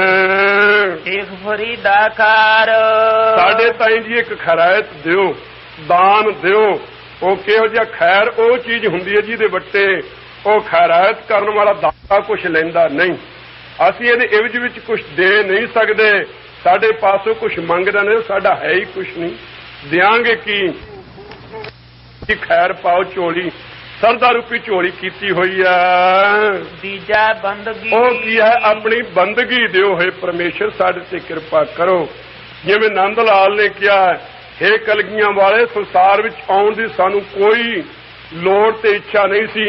ਇੱਕ ਕੇਵਲ ਤੁਹਾਡੀ ਬੰਦਗੀ ਦੀ ਖਾਸ਼ ਹੀ ਸੰਸਾਰ ਵਿੱਚ ਲੈ ਕੇ ਆਈ ਹੈ। ਸੋ ਕਿਰਪਾ ਕਰੋ। ਸੋ ਮਹਾਰਾਜ ਸਾਹਿਬ ਜੀ ਕਹਿੰਦੇ ਹਨ, ਇਸ ਪ੍ਰਕਾਰ ਭਗਤ ਫਰੀਦ ਜੀ ਦੀ ਰਚਨਾ ਦੁਆਰਾ, ਹੇ ਮਹਾਰਾਜ ਸਾਨੂੰ ਇੱਕ ਇਹੋ ਖੈਰ ਪਾਓ, ਤੁਹਾਡੀ ਬੰਦਗੀ ਵਿੱਚ ਹਰ ਵੇਲੇ ਜੁੜੇ ਰਹੀਏ। ਬੰਦਾ ਹੋਏ ਬੰਦਗੀ ਗਹਿ। ਜਿਹੜਾ ਬਾਈ ਪਰਮੇਸ਼ਰ ਦੀ ਬੰਦਗੀ ਨੂੰ ਗ੍ਰਹਿਣ ਕਰਨ ਵਾਲਾ, ਉਹਦਾ ਨਾਮ ਹੀ ਬੰਦਾ ਹੈ। ਬਾਕੀ ਤਾਂ ਗੱਗੇ ਦੇ ਨਾਲ ਹੀ ਹੈ। ਇਸ ਵਾਸਤੇ ਸਾਨੂੰ ਬੰਦਗੀ ਦਾ ਦਾਨ ਦਿਓ। ਅਸੀਂ ਸਰਦਾ ਰੂਪੀ ਝੋਲੀ ਕੀਤੀ ਹੋਈ ਹੈ। ਸੋ ਇਸ ਪ੍ਰਕਾਰ ਮਿਣ ਗੁਣ ਕੀਤੇ ਭਗਤ ਨਾ ਹੋਏ। ਸਾਡੇ ਅੰਦਰ ਗੁਣ ਪੈਦਾ ਕਰੋ। ਗੁਣਾਂ ਤੋਂ ਬਿਨਾਂ ਭਗਤੀ ਨਹੀਂ ਹੋ ਸਕਦੀ, ਤੇ ਭਗਤੀ ਤੋਂ ਬਿਨਾਂ ਤੁਸੀਂ ਪ੍ਰਸੰਨ ਨਹੀਂ ਹੁੰਦੇ। ਭਗਤੀ ਤੋਖਤ ਦੀਨ ਕਿਰਪਾਲਾ। ਭਗਤੀ ਕਰਕੇ ਬਸ ਹੁੰਦੇ। ਇਸ ਵਾਸਤੇ ਭਗਤੀ ਦੇ ਦਿਓ, ਫਿਰ ਆਪੇ ਤੁਹਾਡੀ ਵੀ ਬਖਸ਼ਿਸ਼ ਸਾਡੇ ਤੇ ਹੋ ਜਾਵੇਗੀ। ਮਿਹਰ ਕਰੋ ਜਿਸ ਕਰਕੇ ਜੰਮਣ ਮਨ ਤੋਂ ਰਹਿਤ ਹੋਈਏ। ਸਾਡੀ ਦਿਲੋਂ ਮੁਹੱਬਤ ਤੁਹਾਡੇ ਨਾਲ ਲੱਗੇ। ਬੁਖਾਰੇ ਮਾਤਰ ਨਹੀਂ ਕਿ ਅੱਜ ਛਕਿਆ ਅੰਮ੍ਰਿਤ, ਪਾਈਆਂ ਕਿਰਪਾਨਾਂ ਤੇ ਪਰਸੋਂ ਨੂੰ ਲਾ ਦਿਓ।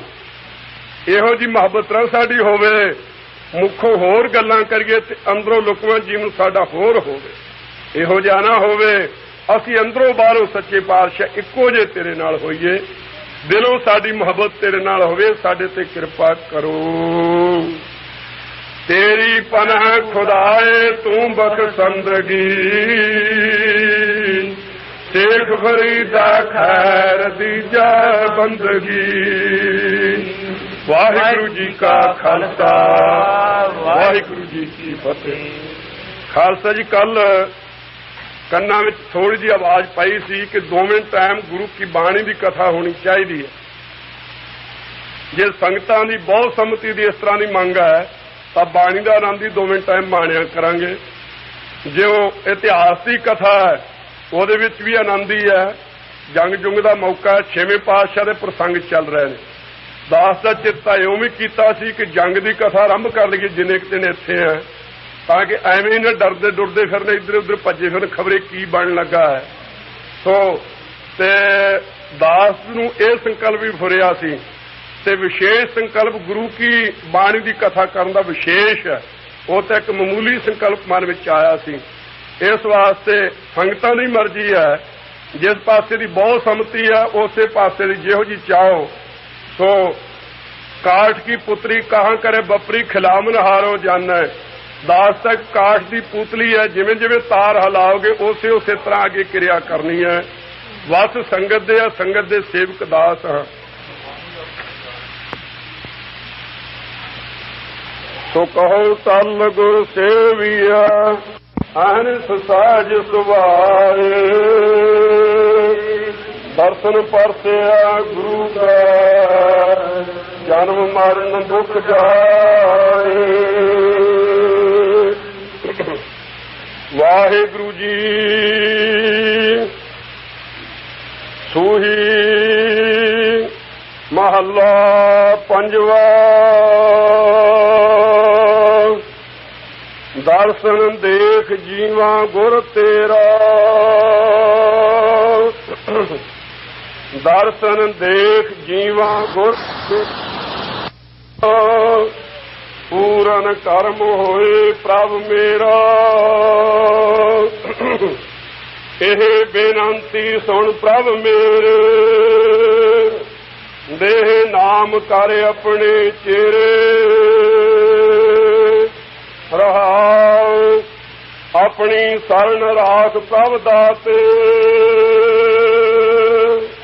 ਗੁਰ ਪ੍ਰਸਾਦ ਕਿਨ ਬਿਰਲਾ ਜਾਤੇ ਸੁਨਹੁ ਬਿਨਹੁ ਪ੍ਰਭ ਮੇਰੇ ਮੀਤਾ ਚਰਨ ਕਮਲ ਵਸਾ ਮੇਰਾ ਸੀਤਾ ਨਾਨਕ ਏਕ ਕਰੈ ਅਰਦਾਸ ਵਿਸਰ ਨਾਹੀ ਪੂਰਨ ਗੁਣ ਪਾਸ ਨਾਨਕ ਏਕ ਕਰੈ ਅਰਦਾਸ ਵਿਸਰ ਨਾਹੀ ਪੂਰਨ ਗੁਣ ਪਾਸ। ਵਾਹਿਗੁਰੂ ਜੀ ਕਾ ਖਾਲਸਾ ਵਾਹਿਗੁਰੂ ਜੀ ਕੀ ਫਤਿਹ। ਖਾਲਸਾ ਜੀ ਜੰਮਣ ਮਰਨ ਤੋਂ ਰਹਿਤ ਹੋਣ ਕਲਗੀਆਂ ਵਾਲੇ ਸੱਚੇ ਪਾਤਸ਼ਾਹ ਦੇ ਸੱਚੇ ਸੁਪੁੱਤਰ ਹੋਣ ਵਾਸਤੇ ਬਣਨ ਵਾਸਤੇ ਸ਼ੁੱਕਰਵਾਰ ਵਾਲੇ ਦਿਨ 10 ਵਜੇ ਅੰਮ੍ਰਿਤ ਪ੍ਰਚਾਰ ਹੋਵੇਗਾ। ਗੁਰੂ ਕੇ ਪਿਆਰੇ ਮਾਈ ਭਾਈ ਜੋ ਭਾਗਾਂ ਵਾਲੇ ਜਿਨ੍ਹਾਂ ਦੇ ਭਾਗ ਜਾਗ ਰਹੇ ਹਨ ਉਹ ਆਪੋ ਆਪਣੇ ਪਵਿੱਤਰ ਨਾਮ ਭਾਈ ਬਲਵੰਤ ਸਿੰਘ ਦੇ ਪਾਸ ਲਿਖਾਈ ਜਾਓ। ਜਿਹੜਾ ਸਿੰਘ ਅੰਮ੍ਰਿਤ ਛਕੇ ਜਿਹੜਾ ਸ਼ਾਦੀशुदा ਉਹਦੀ ਘਰ ਵਾਲੀ ਸਿੰਘਣੀ ਜ਼ਰੂਰ ਨਾਲ ਅੰਮ੍ਰਿਤ ਛਕੇਗੀ ਤਾਂ ਛਕਾਉਣਾ ਹੈ। ਇਕੱਲੇ ਨਹੀਂ ਕਿਸੇ ਨੂੰ ਗਾਤਰੇ ਕਿਰਪਾਨ ਕੰਗਾ ਕੜਾ ਕਸ਼ਹਿਰਾ ਤੇ ਰਹਿਤ ਤਿਆਰਪੁਰ ਤਿਆਰ ਸ੍ਰੀ ਗੁਰੂ ਗ੍ਰੰਥ ਸਾਹਿਬ ਤੋਂ ਬਿਨਾਂ ਹੋਰ ਕਿਸੇ ਨੂੰ ਦੇਹਧਾਰੀ ਨੂੰ ਜਿਹਨੇ ਮੱਥਾ ਨਹੀਂ ਟੇਕਣਾ ਕਿਉਂਕਿ ਕਲਿਆਣ ਤਾਂ ਪ੍ਰਾਪਤ ਹੋਣੀ ਹੈ ਜੇ ਸੱਚੇ ਸਤਿਗੁਰਾਂ ਨੂੰ ਮੱਥਾ ਟੇਕਾਂਗੇ। ਕੱਚੀਆਂ ਪਿੱਲਿਆਂ ਨੂੰ ਮੱਥਾ ਟੇਕਿਆ ਜੂਨਾਂ ਵਿੱਚ ਪੈਣ ਦਾ ਕਾਰਨ ਹੁੰਦਾ ਹੈ।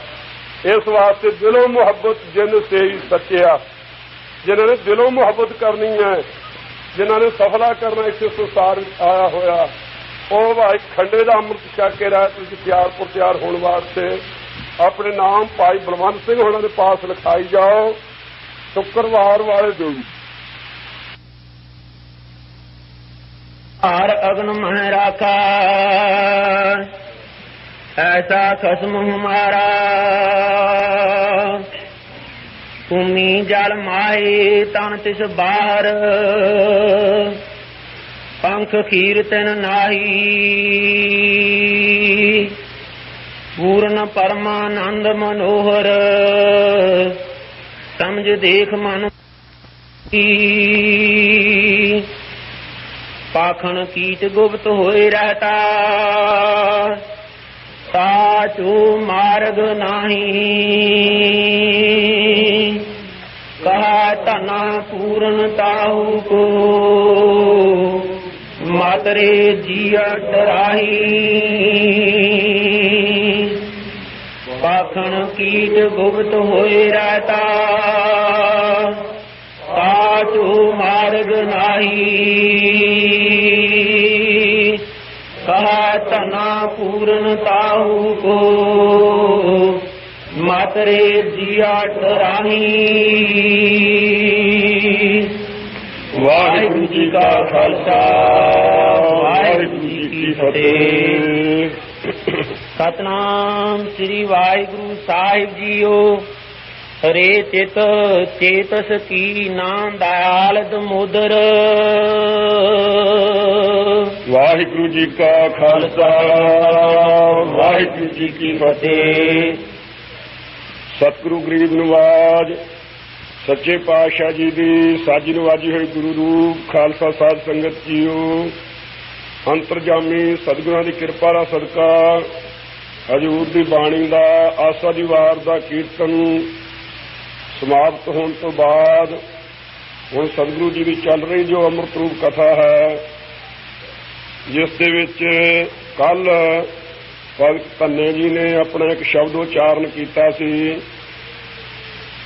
फिर सतगुरु अर्जन देव साहब महाराज साहब सच्चे पातशाह ने भगत बाणी ते गुरु की बाणी की एकता सतगुरु सच्चे पातशाह ने जनाउंदिया होया भगत जी ने सिरोपाव देंदिया होया महला पंजवा उचार के गोविंद गोविंद गोविंद संग नाम देव मन लीना, जिस दे विच नामदेव भगत जी सिमरन भजन करके गुरु के प्यारे परमेश्वर नूं प्यारे होए।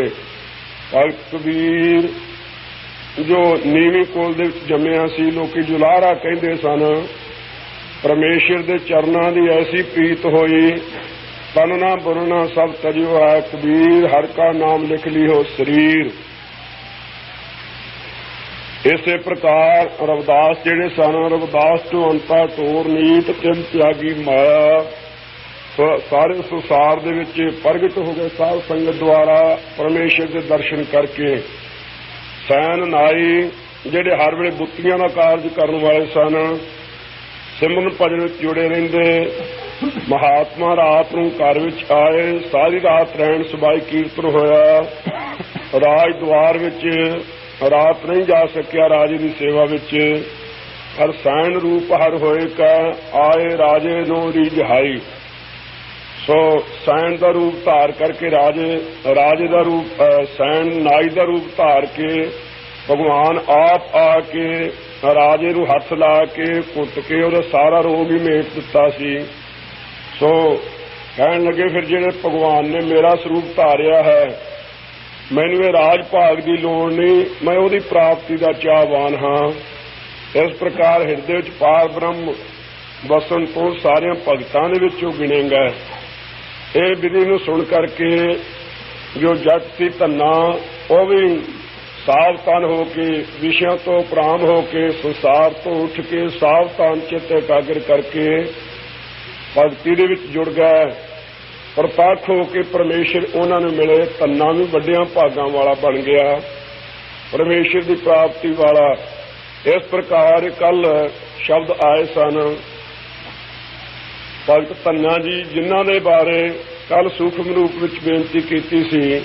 सो ये दिल्ली दे विच प्रगट होए हस्तिनापुरी दे विच जाट सन जो ये जिमींदारा करया करदे। एक दिन सौनी बीजन वास्ते अपने पास मोठ ने जिसके पास वो बीजन वास्ते भगत जी बीज की पंड अपने सिर पर रखी हुई है ते बल्द अगे लाए हुए ने बीजन वास्ते जब चले रास्ते विच जांदियां तो कई दिनों के भुखे महात्मा इन्होंने मिले। कहन लगे भाई असीं भुखे हैं कोई छकण वास्ते सानू दे। कहन लगा जी इस वेले मोठ ही ने मेरे कोले सो ये ले लो। कहन लगे चंगा। वो महात्मा संतोखी सन उही अपने पल्ले पवा लै। कहंदे चंगा इन्हां नूं उबाल के असीं छक के गुजारा करांगे। हुण भगत धन्ना जी कहन लगे वापस मुड़ के तां की जाना है चलो खेत विच चलदे हैं। अपना जदों बलदां नाल लैके खेत विच गए उस वेले छोटे छोटे रोड़ काफी इकट्ठे कर लै। रोड़ इकट्ठे करके अपनी झोली विच पा लै।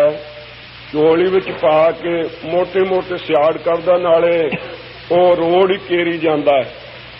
सो कोल दी लोकी लंघ रहे सन। कहण लगे पता नहीं की कारण है धन्ना पता नहीं अज की बीजी जांदा है। सो इहदी नाली जिहड़ी लोहे दी है बड़ी खड़कदी है। कुछ भगत धन्निया की कारण बड़ा खड़का आउंदा तेरी नाली दे विचों की बीज रहा है। कहन लगा कि मेरा कागजी पोर है तां इहदे विचों आवाज बाहली आउंदी है पर बीज रहा सी रोड़। जदों मोटे मोटे सियाड़ कढे कुछ दिनों तो बाद 2-4 दिनों तो बाद जाके वेखिया वो तूंबियां दीयां वेलां हरियां होईयां। वो तूंबियां दीयां वेलां हरियां होण तो उत्थे छपरी पा के बाहर बैठा ਕਹਿਣ ਲੱਗਾ ਮਾਤਾ ਮੈਂ ਹੁਣ ਉੱਥੇ ਰਾਖੀ ਕਰਿਆ ਕਰਾਂਗਾ। ਭਾਵ ਅਸਲ ਵਿੱਚ ਇਹ ਸੀ ਕਿ ਚੰਗੀ ਇਕਾਂਤ ਮਿਲ ਜਾਵੇਗੀ, ਉੱਥੇ ਇਕਾਂਤ ਬੈਠੇ ਸਿਮਰਨ ਭਜਨ ਕਰਾਂਗੇ। ਸੋ ਬਾਹਰ ਬੈਠੇ ਰਹਿੰਦੇ, ਸਿਮਰਨ ਵਿੱਚ ਲੀਨ ਰਹਿੰਦੇ। ਮਾਤਾ ਪ੍ਰਸ਼ਾਦਾ ਲਿਜਾਂਦੀ, ਉਹ ਛਕ ਛੱਡਦੇ। ਕਹਿੰਦੇ ਮਾਤਾ ਸੀ ਰਾਖੀ ਬੈਠੇ, ਵੇਖ ਕਿਆ ਸੋਹਣਾ ਹਰਿਆ ਖੇਤ ਹੈ। ਸੋ ਜਦੋਂ ਤੁੰਬੇ ਲੱਗੇ ਵੱਡੇ ਵੱਡੇ, ਇੱਕ ਦਿਨ ਇੱਕ ਸ਼ਾਹੂਕਾਰ ਘੋੜੀ ਤੇ ਚੜਿਆ ਜਾ ਰਿਹਾ ਸੀ। ਸੋ ਉਹਦੇ ਘੋੜੀ ਦੇ ਮਗਰ ਇੱਕ ਵਿਸ਼ੇਰਾ ਸੀ। ਅਚਨਚੇਤ ਭਗਤ ਜੀ ਵੀ ਆਪਣੀ ਕੁੱਲੀ ਦੇ ਵਿੱਚੋਂ ਜਦੋਂ ਬਾਹਰ ਨਿਕਲੇ, ਉਹ ਜਿਹੜਾ ਮਗਰਲਾ ਵਿਸ਼ੇਰਾ ਸੀ ਤੁਰਿਆ ਆਉਂਦਾ ਡਰ ਕੇ ਉਹ ਖੇਤ ਵਿੱਚ ਵੜ ਗਿਆ। ਖੇਤ ਵਿੱਚ ਵੜਨ ਤੋਂ ਉਹਦਾ ਪੈਰ ਜਦੋਂ ਉਹ ਤੂੰਬਿਆਂ ਦੇ ਉੱਪਰ ਟਿਕੇ, ਉਸ ਵੇਲੇ 2-4 ਤੂੰਬੇ ਵਿੱਚੋਂ ਟੁੱਟੇ। ਪਰ ਕੀ ਵੇਖਿਆ, ਸਾਰੇ ਹੀ ਮੋਠਾਂ ਦੇ ਭਰੇ ਹੋਏ ਨੇ। ਜਿੱਥੇ ਜਿੱਥੇ ਪੈਰ ਰੱਖਿਆ ਤੇ ਢੇਰ ਲੱਗ ਗਏ ਮੋਠਾਂ ਦੇ। ਉਸ ਵੇਲੇ ਮਨ ਵਿੱਚ ਬੜੇ ਅਚਰਜ ਹੋ ਕੇ ਇਹ ਪਰਮੇਸ਼ਰ ਦੇ ਸ਼ੁਕਰਾਨੇ ਵਜੋਂ ਕਿ ਪਰਮੇਸ਼ਰ ਹੀ ਸਾਰਿਆਂ ਦੀ ਆਪ ਸਹਾਇਤਾ ਕਰਨ ਵਾਲਾ, ਰੱਖਿਆ ਕਰਨ ਵਾਲਾ ਤੇ ਪਾਲਣਾ ਕਰਨ ਵਾਲਾ ਹੈ, ਉਸ ਸਮੇਂ ਖਾਲਸਾ ਜੀ ਪਵਿੱਤਰ ਸ਼ਬਦ ਉਚਾਰਨ ਕੀਤਾ ਹੈ। ਰੇ ਚਿਤ ਚੇਤਸ ਕੀ ਨਾਮ ਦਇਆਲ ਦਮੋਦਰ। ਰੇ ਚਿਤ ਚੇਤਸ ਕੀ ਨਾਮ ਦਇਆਲ ਦਮੋਦਰ। ਚੇਤੇ ਕਿਉਂ ਨਹੀਂ ਕਰਦਾ ਹੈ ਜੋ ਦਇਆ ਦਾ ਘਰ ਹੈ ਪਰਮੇਸ਼ਰ। दामोदर जिसका नाम है ਉਹ ਦਇਆ ਦਾ ਘਰ ਹੈ ਪਰਮੇਸ਼ਰ, ਹੋਰ ਕੋਈ ਦਇਆ ਦਾ ਘਰ ਨਹੀਂ। ਇੰਨਾ ਦਿਆਲੂ ਨਹੀਂ ਜਿੰਨਾ ਪਰਮੇਸ਼ਰ ਦਿਆਲੂ ਹੈ। ਹਰ ਵੇਲੇ ਸਾਰਿਆਂ ਤੇ ਦਇਆ ਕਰਨ ਵਾਲਾ, ਹਰ ਵੇਲੇ ਸਾਰਿਆਂ ਤੇ ਢਾਲਣ ਵਾਲਾ, ਹਰ ਵੇਲੇ ਸਾਰਿਆਂ ਤੇ ਕਿਰਪਾ ਕਰਨ ਵਾਲਾ। ਹੋਰਨਾਂ ਦੀ ਦਇਆ ਕਿਸੇ ਦੀ ਘੰਟਾ 2 ਘੰਟੇ 4 ਘੰਟੇ 2-4 ਦਿਨ 10 ਦਿਨ ਤੱਕ ਹੋਵੇਗੀ। ਜੇ ਕੋਈ ਤੰਗ ਕਰੇਗਾ ਫਿਰ ਉਹਦੀ ਦਇਆ ਦਾ ਅੰਤ ਹੋ ਜਾਂਦਾ ਹੈ। ਫਿਰ ਨਹੀਂ ਉਹਦਾ ਦਿਆਲੂ ਸੁਭਾਅ ਰਹਿੰਦਾ, ਗੁੱਸੇ ਹੋ ਜਾਂਦਾ, ਨਾਰਾਜ਼ ਹੋ ਜਾਂਦਾ ਹੈ। ਪਰ ਰੇ ਚਿੱਤ हे ਚਿੱਤ ਚੇਤ ਸਕੀਨਾ ਦਇਆਲ ਦਮੋਦਰ। ਚੇਤੇ ਕਿਉਂ ਨਹੀਂ ਕਰਦਾ ਹੈ ਉਹ ਪਰਮੇਸ਼ਰ ਜੋ ਦਇਆ ਦਾ ਘਰ ਹੈ, ਉਹਨੂੰ ਚੇਤੇ ਕਿਉਂ ਨਹੀਂ ਕਰਦਾ? ਉਹ ਕੈਸਾ ਹੈ? ਦਮੋਦਰ ਉਸ ਦਾ ਨਾਮ ਹੈ। ਜਦੋਂ ਕ੍ਰਿਸ਼ਨ ਭਗਵਾਨ ਜੀ ਗੋਕੁਲ ਦੇ ਵਿੱਚ ਰਹਿੰਦਿਆਂ, ਸੋ ਜਿਹੜੀਆਂ ਗੋਪੀਆਂ ਸਨ ਉਹਨਾਂ ਦੇ ਕਿਸੇ ਦਾ ਜਾ ਕੇ ਦੁੱਧ ਪੀ ਜਾਂਦੇ, ਕਈਆਂ ਦਾ ਦਹੀਂ, ਕਈਆਂ ਦੇ ਮੱਖਣ ਦੇ ਕੁੱਜੇ ਆਪ ਚੱਕ ਲੈਂਦੇ, ਜਿੰਨਾ ਛਕਿਆ ਜਾਂਦਾ ਛਕ ਲੈਂਦੇ, ਬਾਕੀ ਦੂਸਰਿਆਂ ਨੂੰ ਛਕਾ ਦਿੰਦੇ। ਉਹਨਾਂ ਦੀਆਂ ਸ਼ਿਕਾਇਤਾਂ ਜਸੋਧਾ ਜੀ ਪਾਸ ਆਉਂਦੀਆਂ। ਇੱਕ ਦਿਨ ਕਹਿਣ ਲੱਗੇ ਚੰਗਾ ਮੈਂ ਇਹਨਾਂ ਨੂੰ ਅੱਜ ਕਾਬੂ ਕਰਕੇ ਰੱਖਦੀ ਹਾਂ। ਸੋ ਰੱਸੀਆਂ ਲੈ ਕੇ ਬੰਨਣ ਲੱਗੇ, ਜਦੋਂ ਊਖਲ ਦੇ ਨਾਲ ਸਾਰੇ ਗੋਕੁਲ ਦੀਆਂ ਰੱਸੀਆਂ ਮੁਕਾ ਦਿੱਤੀਆਂ। ਐਸਾ ਸਰੂਪ ਕ੍ਰਿਸ਼ਨ ਭਗਵਾਨ ਨੇ ਧਾਰਿਆ। ਉਹ ਊਖਲ ਜਿਹੜਾ ਸੀ ਜਿਸ ਦੇ ਨਾਲ ਬੱਧਾ, ਉਹਨੂੰ ਵੀ ਧੂ ਕੇ ਤੁਰ ਪਿਆ। ਜਦੋਂ ਤੁਰ ਪਿਆ ਅੱਗੇ ਜੜੁੱਤ ਬਿਰਸ਼ ਸਨ, ਕੁਬੇਰ ਦੇ 2 ਪੁੱਤਰ ਸਨ। ਸੋ ਜਿਹੜੇ ਖਾਲਸਾ ਜੀ ਇਸ ਪ੍ਰਕਾਰ ਉਹਨਾਂ ਦੋਹਾਂ ਨੇ ਨਲ ਤੇ ਕੁਬਰ ਜਿਨ੍ਹਾਂ ਦਾ ਨਾਮ ਸੀ, ਸੋ ਇੱਥੇ ਰੱਖ ਲੈਂਦੇ ਦੇਖਦੇ ਇਸ ਪਾਸੇ ਹੋ ਜਰਾ। ਨਲ ਤੇ ਕੁਬਰ ਦੋਹਾਂ ਦਾ ਨਾਮ ਸੀ। ਇਹ ਦੋਵੇਂ ਕੁਬੇਰ ਦੇ ਪੁੱਤਰ ਨੰਗੇ ਪਾਣੀ ਵਿੱਚ ਨਹਾ ਰਹੇ ਸਨ। ਨੰਗੇ ਪਾਣੀ ਵਿੱਚ ਨਹਾਉਂਦਿਆਂ ਨੂੰ ਵੇਖ ਕੇ ਨਾਰਦ ਨੇ ਕਿਹਾ ਬੱਚਿਓ ਇਉਂ ਨਾ ਕਰੋ, ਨੰਗੇ ਨਹੀਂ ਜਲ ਦੇ ਵਿੱਚ ਕਦੇ ਨਹਾਉਣਾ ਚਾਹੀਦਾ। ਸੋ ਇਹ ਅਣਜਾਣੇ ਸਨ, ਸਗੋਂ ਉਲਟਾ ਉਧਰ ਨੂੰ ਮੂੰਹ ਕਰਕੇ ਲਘੂ ਸ਼ੰਕਾ ਕਰਨ ਲੱਗੇ। ਇਉਂ ਕਰਨ ਤੋਂ ਉਸ ਵੇਲੇ ਨਾਰਦ ਨੇ ਸ਼ਰਾਪ ਦਿੱਤਾ, ਕਹਿਣ ਲੱਗੇ ਜਾਓ ਅਗੇ ਦੈਂਤ ਜਾ ਕੇ ਬਣੋ। ਇਸ ਪ੍ਰਕਾਰ ਜੜੁੱਤ ਬਿਰਸ਼ ਬਣਵੇ ਕਿਹਾ ਸੀ, ਜੜੁੱਤ ਬਿਰਸ਼ ਬਣੋ। ਸੋ ਜੜੁੱਤ ਬਿਰਸ਼ ਬਣੇ, ਜੁਮਲਾਰਜਨ ਬਣੇ। ਇਹਨਾਂ ਦੋਹਾਂ ਦੀ ਕਲਿਆਣ ਕਰਨ ਵਾਸਤੇ ਸੋ ਕ੍ਰਿਸ਼ਨ ਭਗਵਾਨ ਜੀ ਵਿਛਾਈ ਕੀਤੀ। ਸਿੰਘਾ ਇੱਥੋਂ ਮੱਥਾ ਟੇਕਦੇ, ਮਹਾਰਾਜ ਦੀ ਦੇਗ ਰੱਖਣੀ ਹੈ। ਅਬਲ ਤਾਂ ਦੇਗ ਵਾਲੇ ਖੜੇ ਆ, 2 ਮਿੰਟ ਠਹਿਰ ਜੋ ਮੱਥਾ ਟੇਕੋ। ਕਿੱਧਰ ਦੀ ਵਾਲ ਪਾ ਕੇ ਆਉਂਦੇ, ਕਿੰਨੇ ਰਚੇ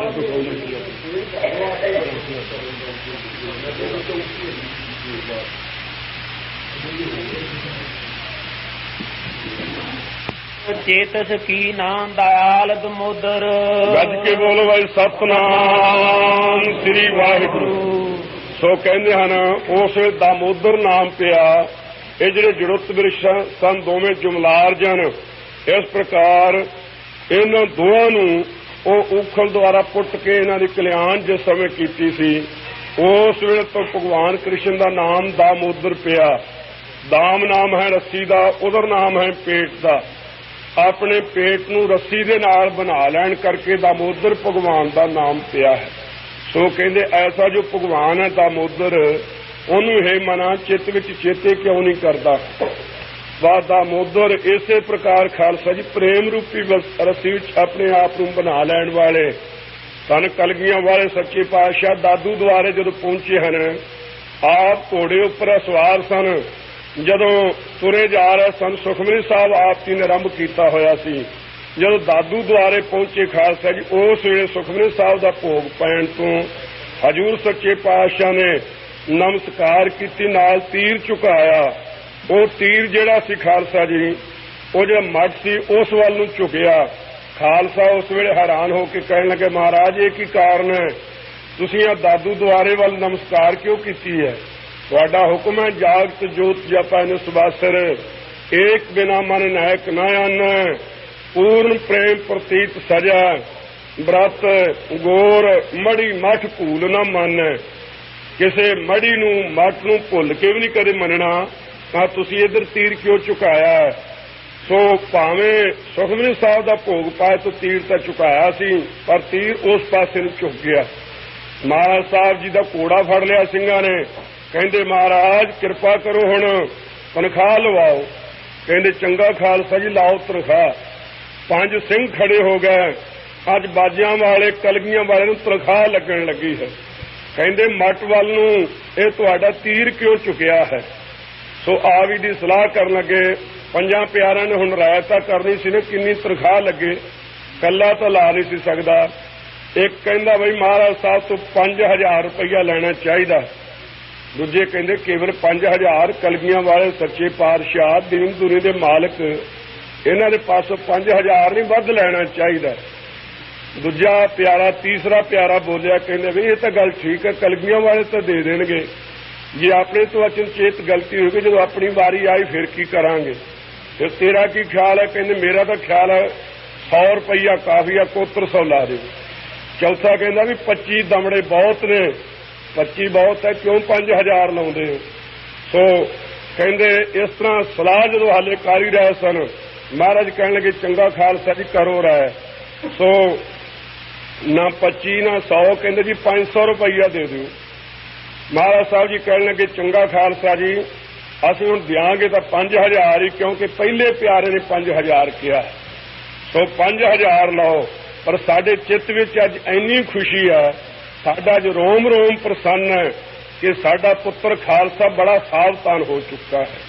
ਇਹ ਕਦੇ ਕਿਸੇ ਦੀ ਝੇਪ ਵਿੱਚ ਨਹੀਂ ਆਵੇਗਾ, ਕਦੇ ਇਹ ਨਹੀਂ ਖਿਆਲ ਕਰੇਗਾ ਵੱਡਾ ਬੰਦਾ ਹੈ, ਇਹਨੇ ਜੇ ਗਲਤੀ ਕੀਤੀ ਹੈ ਤਾਂ ਇਹਨੂੰ ਮੁਆਫ ਕਰ ਦੇਗੀ। ਸੋ ਜਿਹੜੇ ਆਪਣੇ ਸਤਿਗੁਰੂ ਜੀ ਨੇ ਵੀ ਕਹਿ ਸਕਦੇ ਹਨ ਕਿ ਮਹਾਰਾਜ ਤੁਹਾਡਾ ਤੀਰ ਇਹ ਮੱਟ ਵੱਲ ਨੂੰ ਕਿਉਂ ਚੁੱਕਿਆ ਹੈ, ਤੁਹਾਨੂੰ ਤਨਖਾਹ ਲਾਉਣੀ ਹੈ, ਤਾਂ ਫਿਰ ਹੋਰ ਨੂੰ ਵੀ ਇਹ ਪਕੜ ਲਿਆ ਕਰਨਗੇ ਜਿਹੜਾ ਢਲਿਆਈ ਕਰੇਗਾ। ਇਸ ਵਾਸਤੇ ਅੱਜ ਅਸੀਂ ਪ੍ਰਸੰਨ ਹਾਂ, ਨਾਲ ਇਹ ਤਨਖਾਹ ਦਿੰਦੇ ਹਾਂ, ਨਾਲ ਕਹਿੰਦੇ ਹਾਂ ਖਾਲਸਾ ਜੀ ਜੇ ਕਿਤੇ ਢਲਿਆਈ ਬਣ ਜਾਵੇ ਸਰੀਰ ਦੇ ਵਿੱਚ ਅਚਨਚੇਤ, ਉਸ ਵੇਲੇ ਤਨਖਾਹ ਲਵਾਉਣ ਲੱਗੇ ਸ਼ਰਮਿੰਦੇ ਨਹੀਂ ਕਦੇ ਹੋਣਾ, ਆਪਣੇ ਆਪ ਨੂੰ ਛੁਪਾ ਕੇ ਨਹੀਂ ਰੱਖਣਾ। ਇਹ ਨਾ ਹੋਵੇ ਕਬੀਰ ਜੇਤੇ ਪਾਪ ਕੀਏ ਰਾਖੇ ਤਲੇ ਦੁਰਾਏ, ਪ੍ਰਗਟ ਪਾਏ ਨਿਦਾਨ ਸਭ ਜਬ ਪੂਛੇ ਧਰਮ ਰਾਏ। ਜੇ ਇੱਥੇ ਨਹੀਂ ਦੱਸੋਗੇ ਧਰਮ ਰਾਜੇ ਦੀ ਕਚਹਿਰੀ ਵਿੱਚ ਤਾਂ ਪ੍ਰਗਟ ਹੋ ਜਾਣੇ ਨੇ। ਦੂਰੇ ਚੋਰ ਨਹੀਂ ਬਣਨਾ, ਇੱਕ ਤਾਂ ਪਾਪ ਕਰਕੇ ਚੋਰ ਬਣੇ, ਇੱਕ ਫਿਰ ਉਹਨਾਂ ਪਾਪਾਂ ਨੂੰ ਛੁਪਾ ਕੇ ਰੱਖਣਾ, ਦੂਰੇ ਚੋਰ ਬਣਨਾ ਹੈ, ਇਹੋ ਨਹੀਂ ਕਦੇ ਕਰਨਾ।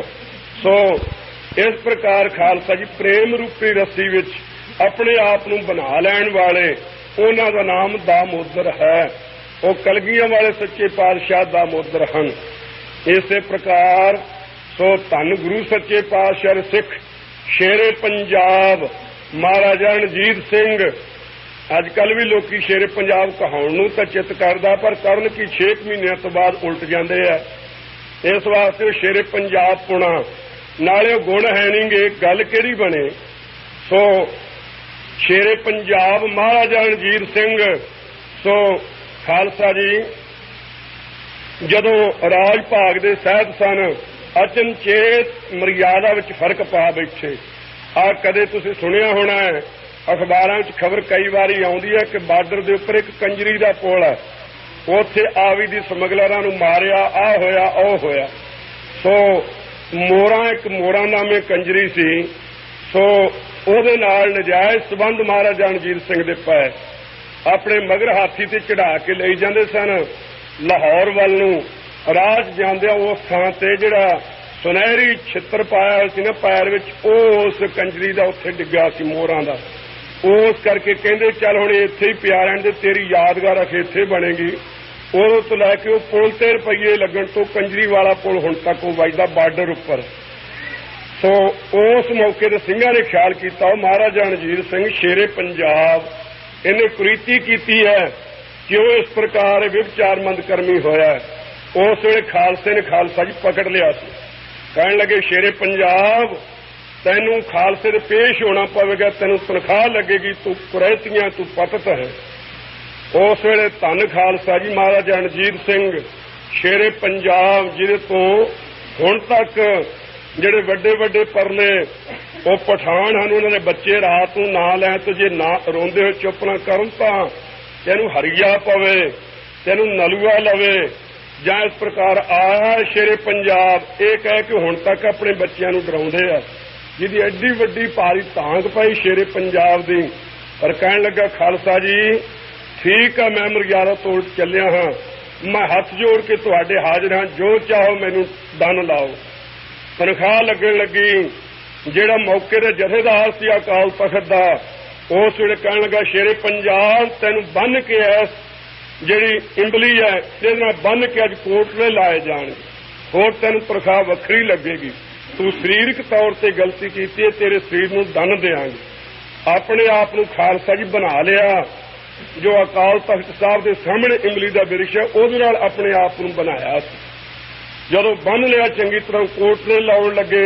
ਹੁਕਮ ਕੀਤਾ ਸਿੰਘ ਸਾਹਿਬ ਨੇ, ਕਹਿੰਦੇ ਲਾਓ ਕੋਟਲੇ, ਕੱਢੋ ਇਹਦੇ ਵਿੱਚੋਂ ਜੋ ਵਕਾਰ ਦ੍ਰਿਸ਼ਟੀ ਹੈ। ਕੱਢਣ ਲੱਗੇ ਤੇ ਜਦੋਂ ਕੋਟਲਾ ਲੈ ਕੇ ਉਦਾਲੇ ਹੋਇਆ ਸਿੰਘ ਇੱਕ, ਤਾਂ ਉਸ ਵੇਲੇ ਮਹਾਰਾਜਾ ਰਣਜੀਤ ਸਿੰਘ ਹੱਥ ਜੋੜ ਕੇ ਕਹਿਣ ਲੱਗੇ ਸਿੰਘੋ, ਮੈਨੂੰ ਨਰਕਾਂ ਵਿੱਚ ਨਾ ਕਿਤੇ ਗਲਣਾ ਪਵੇ, ਇੱਥੇ ਜਿੰਨੀ ਸਜ਼ਾ ਦੇਣੀ ਹੈ ਸਿੰਘੋ ਤੁਹਾਡੇ ਹੱਥੋਂ ਹੀ ਮੈਨੂੰ ਮਿਲ ਜਾਵੇ, ਪਰ ਮੈਨੂੰ ਬਖਸ਼ ਲਓ, ਜਿਵੇਂ ਚਾਹੋ ਬਖਸ਼ੋ। ਇਹ ਅਧੀਨਗੀ ਵੇਖ ਕੇ ਮਹਾਰਾਜੇ ਦੀ ਬੱਧਾ ਹੋਇਆ ਵੇਖ ਕੇ ਜੋ ਜਥੇਦਾਰ ਸੀ ਮੌਕੇ ਦੇ ਅਕਾਲ ਤਖਤ ਦੇ, ਹੱਸ ਕੇ ਕਹਿਣ ਲੱਗੇ ਬਸ ਖਾਲਸਾ ਜੀ, ਇਹੋ ਜਿਹਾ ਸ਼ੇਰੇ ਪੰਜਾਬ ਵਰਗਾ ਰਾਜਾ ਨਹੀਂ ਸਿੰਘਾਂ ਨੂੰ ਕਦੇ ਮਿਲਣਾ। ਐਨੀ ਤਾਕਤ ਦਾ ਮਾਲਕ ਫਿਰ ਸਿੰਘਾਂ ਦੇ ਹਜੂਰ, ਮਹਾਰਾਜ ਦੇ ਹਜੂਰ ਆਪਣੇ ਆਪ ਨੂੰ ਵੇਖ ਲਓ ਬਣਾ ਕੇ ਕੋਟਲੇ ਖਾਣ ਲੱਗਾ ਹੈ। ਹੁਣ ਵੱਜਿਆਂ ਮਰ ਗਈ ਇਹਨੂੰ ਹੋ ਗਏ। ਅੱਗੇ ਵਾਸਤੇ ਭਾਈ ਦੱਸ, ਕਹਿੰਦਾ ਜੀ ਮੇਰੇ ਕੰਨਾਂ ਨੂੰ ਹੱਥ ਲਾਏ, ਮੈਨੂੰ ਅੰਮ੍ਰਿਤ ਛਕਾਓ ਦੁਬਾਰਾ, ਮੇਰੇ ਤੇ ਕਿਰਪਾ ਹੋਵੇ। ਕਹਿਣ ਲੱਗੇ ਚੰਗਾ ਖਾਲੀ ਨਹੀਂ ਜਾਣ ਦੇਣਾ, ਜੋ ਸੋਇਨਾ ਨਾ ਹਰਿਮੰਦਰ ਸਾਹਿਬ ਦੇ ਉੱਪਰ ਸਾਰਾ ਲਾ। ਇਹ ਮਹਾਰਾਜਾ ਰਣਜੀਤ ਸਿੰਘ ਨੇ ਖਾਲਸਾ ਜੀ ਉਸ ਮੌਕੇ ਤੇ ਲਾਇਆ। ਕਦੇ ਹਰਿਮੰਦਰ ਸਾਹਿਬ ਦੇ ਦਰਸ਼ਨ ਕਰਨ ਲੱਗਿਆ, ਜਦੋਂ ਹਰਿਮੰਦਰ ਸਾਹਿਬ ਦੇ ਅੰਦਰ ਜਾਣ ਲੱਗੋ ਸਾਹਮਣੇ ਦਰਵਾਜ਼ੇ ਤੇ ਪੜ੍ਹ ਲਿਆ ਕਰੋ, ਉੱਥੇ ਲਿਖਿਆ ਹੋਇਆ ਕਿ 1887 ਦੇ ਵਿੱਚ ਮਹਾਰਾਜ ਸਾਹਿਬ ਸ੍ਰੀ ਗੁਰੂ ਰਾਮਦਾਸ ਸੱਚੇ ਪਾਤਸ਼ਾਹ ਨੇ ਆਪਣੇ ਪਰਮ ਸੇਵਕ ਮਹਾਰਾਜਾ ਰਣਜੀਤ ਸਿੰਘ ਦੇ ਪਾਸੋਂ ਇਹ ਸੇਵਾ ਆਪਣੀ ਕਿਰਪਾ ਕਰਕੇ ਕਰਵਾਈ। ਅੱਖਰ ਸਿੰਘਾਂ ਨੇ ਇਉਂ ਲਿਖੇ ਨੇ। ਉਸ ਮੌਕੇ ਤੇ ਇਹ ਸੇਵਾ ਹੋਈ ਸੀ। ਉਹ ਧੰਨ ਗੁਰੂ ਕੇ ਸਿੰਘ, ਜੇ ਕਲਗੀਆਂ ਵਾਲੇ ਸੱਚੇ ਪਾਤਸ਼ਾਹ ਮਰਿਆਦਾ ਨਾ ਚਲਾਉਂਦੇ ਫਿਰ ਸਿੰਘਾਂ ਨੇ ਵੀ ਕਿੱਥੇ ਸਾਵਧਾਨ ਹੋਣਾ ਸੀ। ਇਸ ਪ੍ਰਕਾਰ ਖਾਲਸਾ ਜੀ ਸੋ ਦਾਮੋਦਰ ਜੋ ਪ੍ਰੇਮ ਰੂਪੀ ਰੱਸੀ ਵਿੱਚ ਆਪਣੇ ਆਪ ਨੂੰ ਬਣਾ ਲੈਣ ਵਾਲੇ ਹਨ, ਉਹਨਾਂ ਦਾ ਨਾਮ ਦਾਮੋਦਰ ਹੈ। ਇਸੇ ਪ੍ਰਕਾਰ ਆਪਣੇ ਸੰਕਲਪ ਰੂਪੀ ਉਦਰ ਦੇ ਵਿੱਚ ਮਾਇਆ ਰੂਪੀ ਰੱਸੀ ਨੂੰ ਕਲਪ ਤਦਾਤਮ ਸੰਬੰਧ ਦੁਆਰਾ ਜੋ ਗ੍ਰਹਿਣ ਕਰਨ ਵਾਲੇ ਐਸੇ ਦਾਮੋਦਰ ਹਨ। ਰੇ ਮਨਾ ਰੇ ਚਿੱਤ ਹੈ ਮੇਰੇ ਚਿੱਤ ਚੇਤ ਕੀ ਨਾ, ਉਸ ਪਰਮੇਸ਼ਰ ਨੂੰ ਚੇਤੇ ਕਿਉਂ ਨਹੀਂ ਕਰਦਾ ਹੈ, ਯਾਦ ਕਿਉਂ ਨਹੀਂ ਕਰਦਾ ਹੈ। ਵਿਭਾ ਨਾ ਜਾਣ ਸਕੋਈ, ਤੂੰ ਇਹ ਕਿਉਂ ਨਹੀਂ ਜਾਣਦਾ ਕਿ ਉਸ ਪਰਮੇਸ਼ਰ ਤੋਂ ਬਿਨਾਂ ਵਿਭਾ ਦੂਸਰਾ ਹੋਰ ਕੋਈ ਨਹੀਂ ਹੈ। ਕਿਉਂ ਨਹੀਂ ਕੀ ਨਾ ਜਾਣਸ, ਕਿਉਂ ਨਹੀਂ ਜਾਣਦਾ ਹੈ ਕਿ ਉਸ ਪਰਮੇਸ਼ਰ ਤੋਂ ਬਿਨਾਂ ਹੋਰ ਦੂਸਰਾ ਕੋਈ ਸਾਡੀ ਪ੍ਰਤਪਾਲਾ ਕਰਨ ਵਾਲਾ ਨਹੀਂ ਹੈ। ਉਹ ਹੀ ਸਾਰਿਆਂ ਦੀ ਪਾਲਣਾ ਪੋਸ਼ਣਾ ਵਿੱਚ ਲੱਗਾ ਹੋਇਆ ਹੈ। ਕਾਹੇ ਰੇ ਮਨ ਚਿਤਵਹਿ ਉਦਮ, ਜਾਂ ਆਹਰ ਹਰ ਜੀਉ ਪਰਿਆ। ਜਦੋਂ ਆਪ ਉਹ ਪਰਮੇਸ਼ਰ ਉਦਮ ਵਿੱਚ ਪਿਆ ਹੋਇਆ, ਸੋ ਤੂੰ ਕਿਉਂ ਮਨ ਵਿੱਚ ਚਿੰਤਾ ਕਰ ਰਿਹਾ ਹੈ।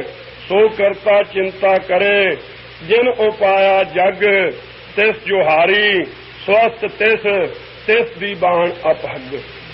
ਇਸ ਪ੍ਰਕਾਰ ਸੋ ਕਹਿੰਦੇ ਕਿਉਂ ਨਹੀਂ ਇਹ ਜਾਣਦਾ ਹੈ ਕਿ ਉਸ ਪਰਮੇਸ਼ਰ ਤੋਂ ਬਿਨਾਂ ਵਿਭਾ ਦੂਸਰਾ ਹੋਰ ਕੋਈ ਨਹੀਂ ਹੈ, ਉਹੀ ਸਾਰਿਆਂ ਦੀ ਪ੍ਰਤਪਾਲਾ ਕਰਨ ਵਾਲਾ ਹੈ। ਜੇ ਧਾਵੈ ਬ੍ਰਹਮੰਡ ਖੰਡ ਕਾ, ਜੇ ਆਪਣੇ ਆਪ ਕੋਈ ਯਤਨ ਕਰਨਾ ਚਾਹੇ ਕਿ ਮੈਂ ਆਪਣੇ ਵਿਸ਼ੇਸ਼ ਉਦਮ ਦੇ ਨਾਲ ਵਿਸ਼ੇਸ਼ ਕੋਈ ਧਨ ਪਦਾਰਥ ਇਕੱਠਾ ਕਰ ਲਵਾਂਗਾ, ਤੇਰੇ ਵੱਸ ਦੀ ਇਹ ਗੱਲ ਨਹੀਂ ਹੈ।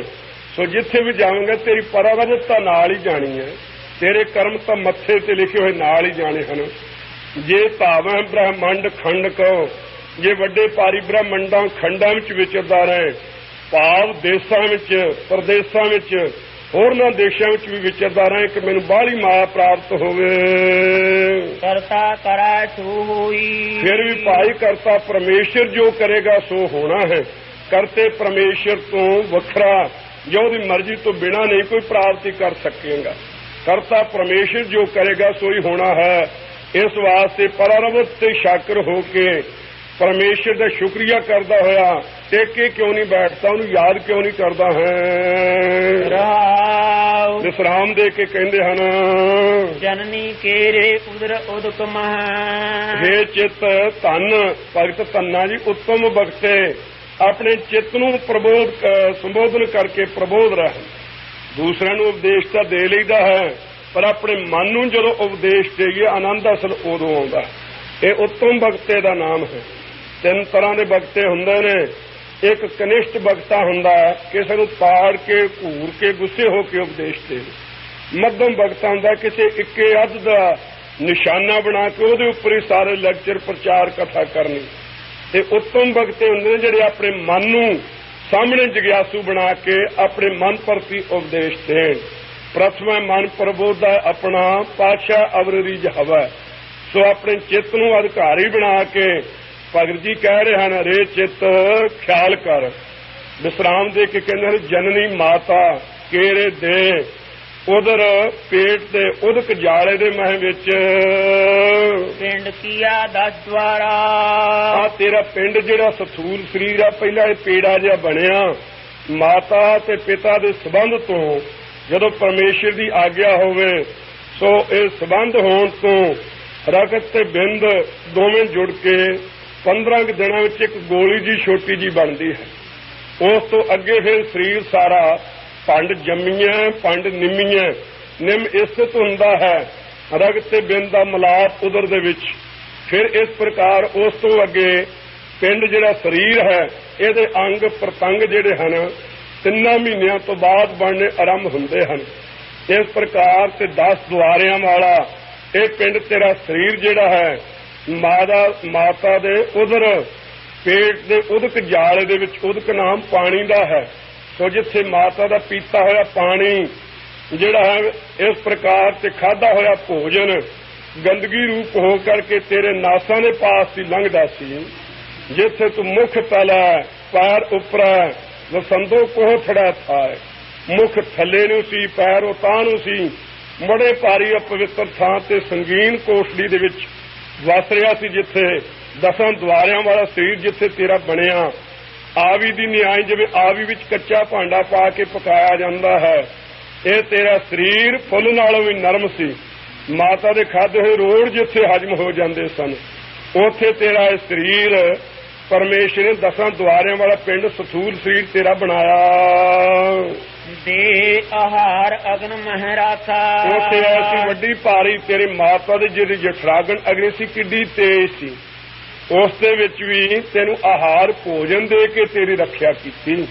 ਆਪਣਾ ਸਿਮਰਨ ਦੇ ਪਤ ਪਾਲਿਆ। ਨਾਲ ਜਿਹੜਾ ਨਾੜੂਆ ਹੈ ਇਸ ਦੁਆਰਾ ਮਾਈ ਨੇ ਜਿਹੜਾ ਖਾਧਾ ਹੋਇਆ ਭੋਜਨ ਸੀ ਉਹਦੀ ਰਸ ਧਾਤੂ ਨਾੜੂਏ ਰਾਹੀਂ ਤੇਰੇ ਵਿੱਚ ਪਹੁੰਚ ਕੇ ਤੇਰੇ ਸਰੀਰ ਦੀ ਪਰਵਰਿਸ਼ ਉੱਥੇ ਵੀ ਹੋਈ। ਕਿਆ ਸੋਹਣਾ ਯਤਨ ਹੈ, ਕਿਆ ਸੋਹਣਾ ਤਰੀਕਾ ਹੈ। ਉਹ ਆਪਣੇ ਪਾਸੋਂ ਨਾੜੂਆ ਬਣਾ ਕੇ ਉਸ ਦੁਆਰਾ ਮਾਈ ਦਾ ਖਾਧਾ ਹੋਇਆ ਭੋਜਨ ਉਹਦੀ ਰਸ ਧਾਤੂ ਤੇਰੇ ਵਿੱਚ ਪਹੁੰਚਾ ਕੇ ਤੇਰੀ ਪ੍ਰਤਪਾਲਾ ਕੀਤੀ, ਉੱਥੇ ਤੈਨੂੰ ਭੋਜਨ ਦਿੱਤਾ। ਐਸਾ ਖਸਮ ਹਮਾਰਾ। ਇਸ ਪ੍ਰਕਾਰ ਦਾ ਭਾਈ ਸਰਵ ਕਲਾ ਸਮਰੱਥ ਸਾਡਾ ਖਸਮ ਮਾਲਕ ਹੈ, ਸਾਰਿਆਂ ਦੀ ਪ੍ਰਤਪਾਲਾ ਕਰਨ ਵਾਲਾ ਹੈ। ਰੇ ਚਿਤ ਚੇਤ ਸਕੀਨਾ। हे ਚਿੱਤ ਉਸ ਪਰਮੇਸ਼ਰ ਨੂੰ ਚੇਤੇ ਕਿਉਂ ਨਹੀਂ ਕਰਦਾ ਹੈ। ਮਾਤਾ ਕੇ ਉਦਰ ਮੈਂ ਪ੍ਰਤਪਾਲ ਕਰਾ ਸੋ ਕਿਉਂ ਮਨੋਂ ਵਿਸਾਰੀਆ। ਮਨੋਂ ਕਿਉਂ ਵਿਸਾਰੀਆ ਏ ਵਡਦਾਤਾ ਜੇ ਅਗਨ ਮਹਿ ਆਹਾਰ ਪਹੁੰਚਾਵੇ, ਉਸ ਨੂੰ ਕਿਉ ਪੋਹਿ ਨਾ ਸਕੀ ਜਿਸ ਨੂੰ ਆਪਣੀ ਲਿਵ ਲਾਵੇ। ਆਪਣੀ ਲਿਵ ਆਪੇ ਲਾਏ ਸੋ ਕਿਉ ਮਨੋਂ ਵਿਸਾਰੀਆ। ਇਸ ਪ੍ਰਕਾਰ ਉਹ ਪਰਮੇਸ਼ਰ ਜਿਹੜਾ ਐਸਾ ਪਿਆਰਾ ਹੈ, ਸੋ ਜਿਸ ਨੇ ਐਸੀ ਪ੍ਰਤਪਾਲਾ ਕੀਤੀ ਹੈ, ਉਹ ਸਾਡਾ ਖਸਮ ਜੋ ਮਾਲਕ ਹੈ ਉਹਨੂੰ ਚੇਤੇ ਕਿਉਂ ਨਹੀਂ ਕਰਦਾ ਹੈ। ਮਾਤਾ ਦੇ ਗਰਭ ਦੇ ਕਰਾਰ ਚੇਤੇ ਕਰ। ਉੱਥੇ ਤੂੰ ਕਿਹਾ ਸੀ, ਹੇ ਪਰਮੇਸ਼ਰ ਐਸੀ ਗੰਦੀ ਕੋਠੜੀ ਚੋਂ ਮੈਨੂੰ ਕੱਢ, ਮੈਂ ਸਵਾਸ ਸਵਾਸ ਤੇਰਾ ਭਜਨ ਕਰਾਂਗਾ, ਮੈਂ ਦਸਨਵਾਂ ਦੀ ਕਿਰਤ ਕਰਕੇ ਦਸਵੰਧ ਤੇਰੇ ਨਾਮ ਦਾ ਜ਼ਰੂਰ ਦਿਆ ਕਰਾਂਗਾ। ਸੋ ਇਸ ਪ੍ਰਕਾਰ ਮੈਂ ਤੈਨੂੰ ਚੇਤੇ ਰੱਖਾਂਗਾ। ਵੇਖੋ ਪਰਮੇਸ਼ਰ सो पेट ही के पट बीच बचावा, और की बात कहाँ कहे तो सो पेट ही के पट बीच बचावा। होर कितों की गल तां की तुहाडे ताईं कहीए, कहंदे पेट रूपी पड़दे दे विच ही ਉਹ परमेश्वर तेरी प्रतिपाला है जीव जिसने कीती है, ਉਹਨੂੰ चेते क्यों नहीं करता है। तू उत्थे इकरार कीते सी, ਉਹਦਾ कोई गुरमुख है ना, गुरमुखां करा उपर हर चेतिया। ਉਹ गुरमुख किहड़े हन? गुरमुख उन्हां दा नाम है जिन्हां ने कीते हुए कर इकरार जिहड़े सन कौल कीते हुए वचन, सो परमेश्वर नाल उन्हां उपर इस संसार विच आके गुरमुखां ने चेते कीता है। से पाइन मोख द्वार, ਉਹ ਮੁਕਤੀ ਦਾ ਦੁਆਰਾ ਗਿਆਨ ਪ੍ਰਾਪਤ ਕਰ ਲੈਂਦੇ ਹਨ।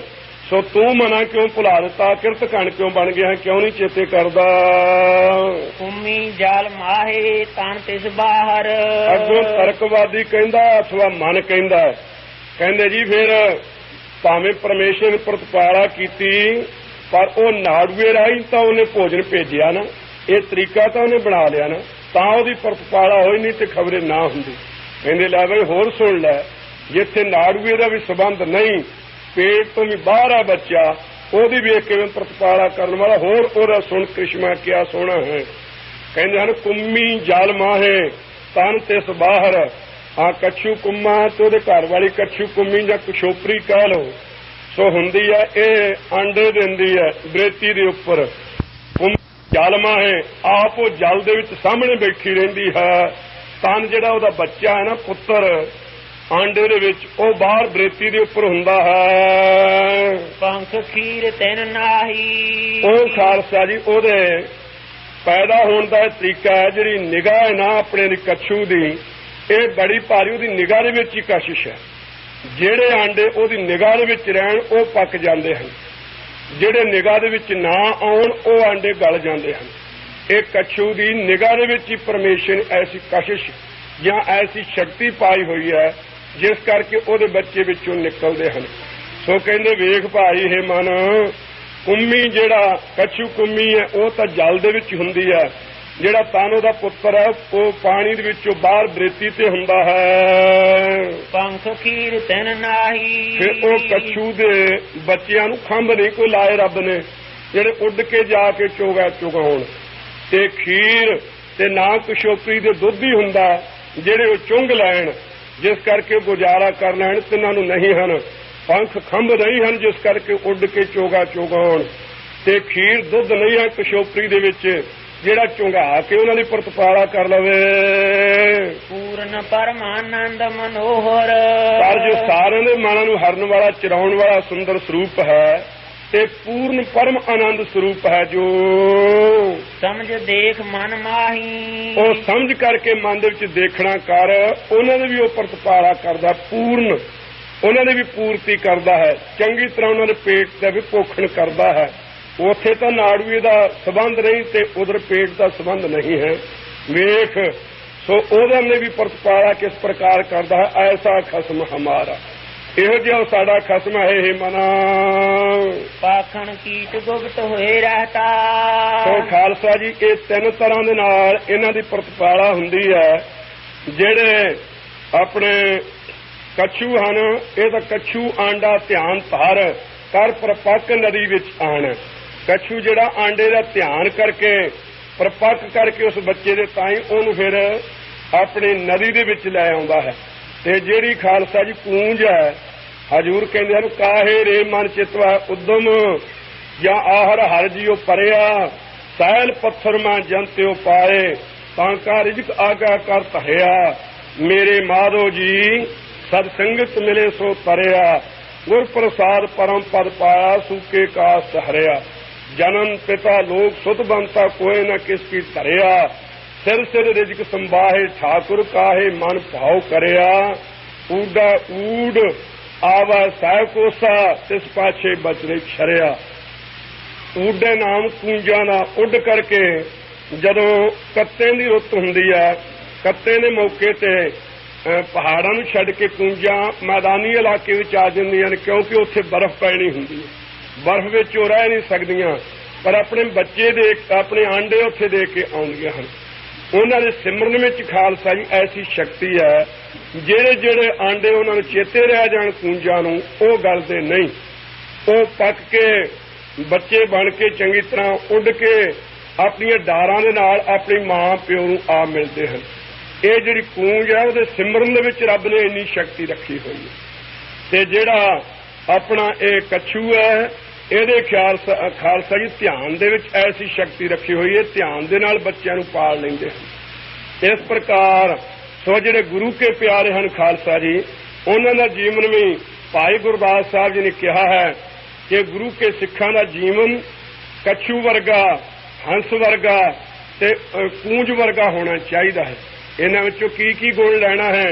ਜਿਵੇਂ ਕੱਛੂ ਧਿਆਨ ਧਰ ਕੇ ਆਪਣੇ ਬੱਚੇ ਨੂੰ ਪਾਲ ਕੇ ਬਰੇਤੀ ਦੇ ਵਿੱਚੋਂ ਨਦੀ ਵਿੱਚ ਲੈ ਆਉਂਦਾ ਹੈ, ਇਸੇ ਪ੍ਰਕਾਰ ਗੁਰੂ ਕੇ ਸਿੱਖਾਂ ਦਾ ਧਿਆਨ ਇੱਕ ਰਸ ਸਤਿਗੁਰੂ ਸੱਚੇ ਪਾਤਸ਼ਾਹ ਦੇ ਚਰਨਾਂ ਵਿੱਚ ਜੁੜ ਕੇ ਇਹ ਜੋ ਆਸਾ ਰੂਪੀ ਨਦੀ ਦੀ ਤ੍ਰਿਸ਼ਨਾ ਰੂਪੀ ਬਰੇਤੀ ਤੇ ਸਾਡਾ ਇਹ ਮਨ ਰੂਪੀ ਬੱਚਾ ਤਰਸ ਰਿਹਾ ਹੈ, ਸਤਿਗੁਰੂ ਵਿੱਚ ਧਿਆਨ ਕਰਕੇ ਖਾਲਸਾ ਜੀ ਨੂੰ ਪ੍ਰੇਮ ਰੂਪੀ ਨਦੀ ਵਿੱਚ ਲਿਆ ਕੇ ਪ੍ਰੇਮ ਦੇ ਵਿੱਚ ਇਹਨਾਂ ਨੂੰ ਪ੍ਰਪੱਕ ਕਰਕੇ ਲਿਆਉਣਾ ਹੈ। ਐਸਾ ਧਿਆਨ ਗੁਰੂ ਕੇ ਸਿੱਖ ਦਾ ਕੱਛੂ ਵਰਗਾ ਹੋਣਾ ਚਾਹੀਦਾ। ਜੋ ਕੂੰਜ ਹੈ ਜਿਵੇਂ ਚੇਤੇ ਕਰਦੀ ਹੈ, ਸੋ ਚੁਗਾ ਚਿਤਾਰਾ ਭੀ ਚੁਗਾ, ਚੁਗ ਚੁਗ ਚਿਤਾਰੇ। ਚੁਗਦੀ ਹੈ, ਚੇਤੇ ਕਰਦੀ ਹੈ ਬੱਚਿਆਂ ਨੂੰ, ਫਿਰ ਚੁਗ ਚੁਗ ਕੇ ਫਿਰ ਚੇਤੇ ਕਰਦੀ ਹੈ।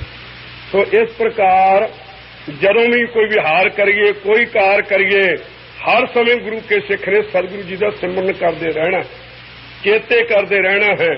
ਜਿਸ ਕਰਕੇ ਸਾਨੂੰ ਵੀ ਵੈਰਾਗ ਵਿਵੇਕ ਰੂਪੀ ਖੰਭ ਲੱਗਣ, ਉੱਡ ਕਰਕੇ ਅਸੀਂ ਵੀ ਉਸੇ ਪ੍ਰੇਮ ਦੀ ਡਾਰ ਵਿੱਚ, ਜਿੱਥੇ ਚਿਰਾਕਾਸ਼ ਦੇ ਵਿੱਚ ਡਾਰੀਆਂ ਸਤਿਗੁਰੂ ਸੱਚੇ ਪਾਤਸ਼ਾਹ ਜੀ ਉਡਾਰੀਆਂ ਲਾ ਰਹੇ ਹਨ, ਅਸੀਂ ਵੀ ਫਿਰ ਖੰਭ ਵਿਕਾਂਦੜੇ ਜੇ ਲਹਾਂ, ਕਿੰਨਾ ਸਾਵੀਂ ਤੋਲ, ਤਨ ਜੜਾਈ ਆਪਣਾ ਲਹਾਂ ਸੋ ਸੱਜਣ ਤੋਲ।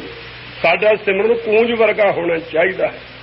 ਇਸੇ ਪ੍ਰਕਾਰ ਤੀਸਰਾ ਜੀਵਨ ਖਾਲਸਾ ਜੀ ਗੁਰੂ ਕੇ ਸਿੱਖ ਦਾ ਹੰਸ ਵਰਗਾ ਹੋਣਾ ਚਾਹੀਦਾ। ਹੰਸ ਉਹਦਾ ਖਾਣ ਰਹਿੰਦਾ ਕਿੱਥੇ ਆ? ਮਾਨ ਸਰੋਵਰ ਤੇ। ਖਾਂਦਾ ਕੀ ਹੈ? ਹੀਰੇ ਤੇ ਮੋਤੀ ਆਦਿਕ ਸੁੱਚੇ ਮੋਤੀ ਚੁੱਕ ਕੇ ਖਾਣਾ ਖਾਂਦਾ ਹੈ। ਤੇ ਹੋਰ ਕੀ ਨਿਸ਼ਾਨੀਆਂ? ਦੁੱਧ ਤੇ ਪਾਣੀ ਉਹਨੂੰ ਇਕੱਠਾ ਪਾ ਦਿਓ, ਉਹਦੀ ਚੁੰਝ ਵਿੱਚ ਖਟਿਆਈ ਦਾ ਕਾਰਨ ਉਹ ਜਦੋਂ ਚੁੰਝ ਵਿੱਚ ਪਾਉਂਦਾ ਹੈ, ਦੁੱਧ ਵੱਖਰਾ, ਪਾਣੀ ਦੀਆਂ ਫੁੱਟੀਆਂ ਵੱਖਰੀਆਂ ਹੋ ਜਾਂਦੀਆਂ ਨੇ, ਉਹ ਪਾਣੀ ਨੂੰ ਛੱਡ ਕੇ ਦੁੱਧ ਨੂੰ ਗ੍ਰਹਿਣ ਕਰ ਲੈਂਦਾ ਹੈ। ਇਸ ਪ੍ਰਕਾਰ ਗੁਰੂ ਕੇ ਸਿੱਖ ਦਾ ਜੀਵਨ ਹੰਸ ਵਰਗਾ ਹੋਣਾ ਚਾਹੀਦਾ ਹੈ। ਸੋ ਸਾਰ ਰੂਪੀ ਸਮੁੰਦਰ ਦੇ ਵਿੱਚ ਜੋ ਗੁਰੂ ਕੀ ਸਾਧ ਸੰਗਤ ਰੂਪੀ ਮਾਨ ਸਰੋਵਰ ਹੈ, ਇਸ ਉੱਪਰ ਆ ਕੇ ਬੈਠੇ। ਇੱਥੇ ਵੈਰਾਗ ਵਿਵੇਕ ਆਦਿਕ ਜਿਹੜੇ ਸੁਭ ਗੁਣ ਹਨ, ਇਸ ਤੇ ਸਰਵਣ ਮੰਨਣ ਅਧਿਆਸਨ ਆਦਿਕ, ਇਹ ਜੋ ਮੋਤੀਆਂ ਦਾ ਚੋਗਾ ਹੈ, ਇਹ ਗੁਰੂ ਕਾ ਸਿੱਖ ਇੱਥੇ ਆ ਕੇ ਚੁਗੇ। ਸੋ ਫਿਰ ਤਤ ਮਿਥਿਆ ਦਾ ਵਿਵੇਚਨ ਕਰਨ ਵਾਲਾ ਹੋਵੇ।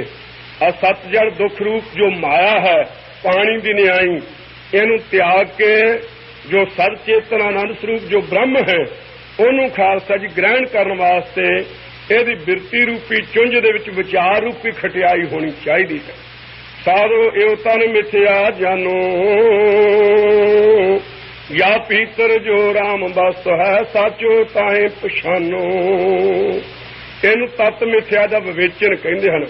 ਤਤ ਸਿਧਾਂਤ ਵਾਸਤਵਿਕ ਅਸਲ ਸਰੂਪ ਕੀ ਹੈ ਤੇ ਮਿਥਿਆ ਨਾਸਵੰਤ ਚੀਜ਼ ਕੀ ਹੈ, ਇਹਨਾਂ ਦੋਹਾਂ ਦੇ ਵਿਚਾਰ ਗਿਆਨ ਪ੍ਰਾਪਤ ਹੋਣਾ ਨੂੰ ਤਤ ਮਿਥਿਆ ਦਾ ਵਿਵੇਚਨ ਕਹਿੰਦੇ ਹਨ।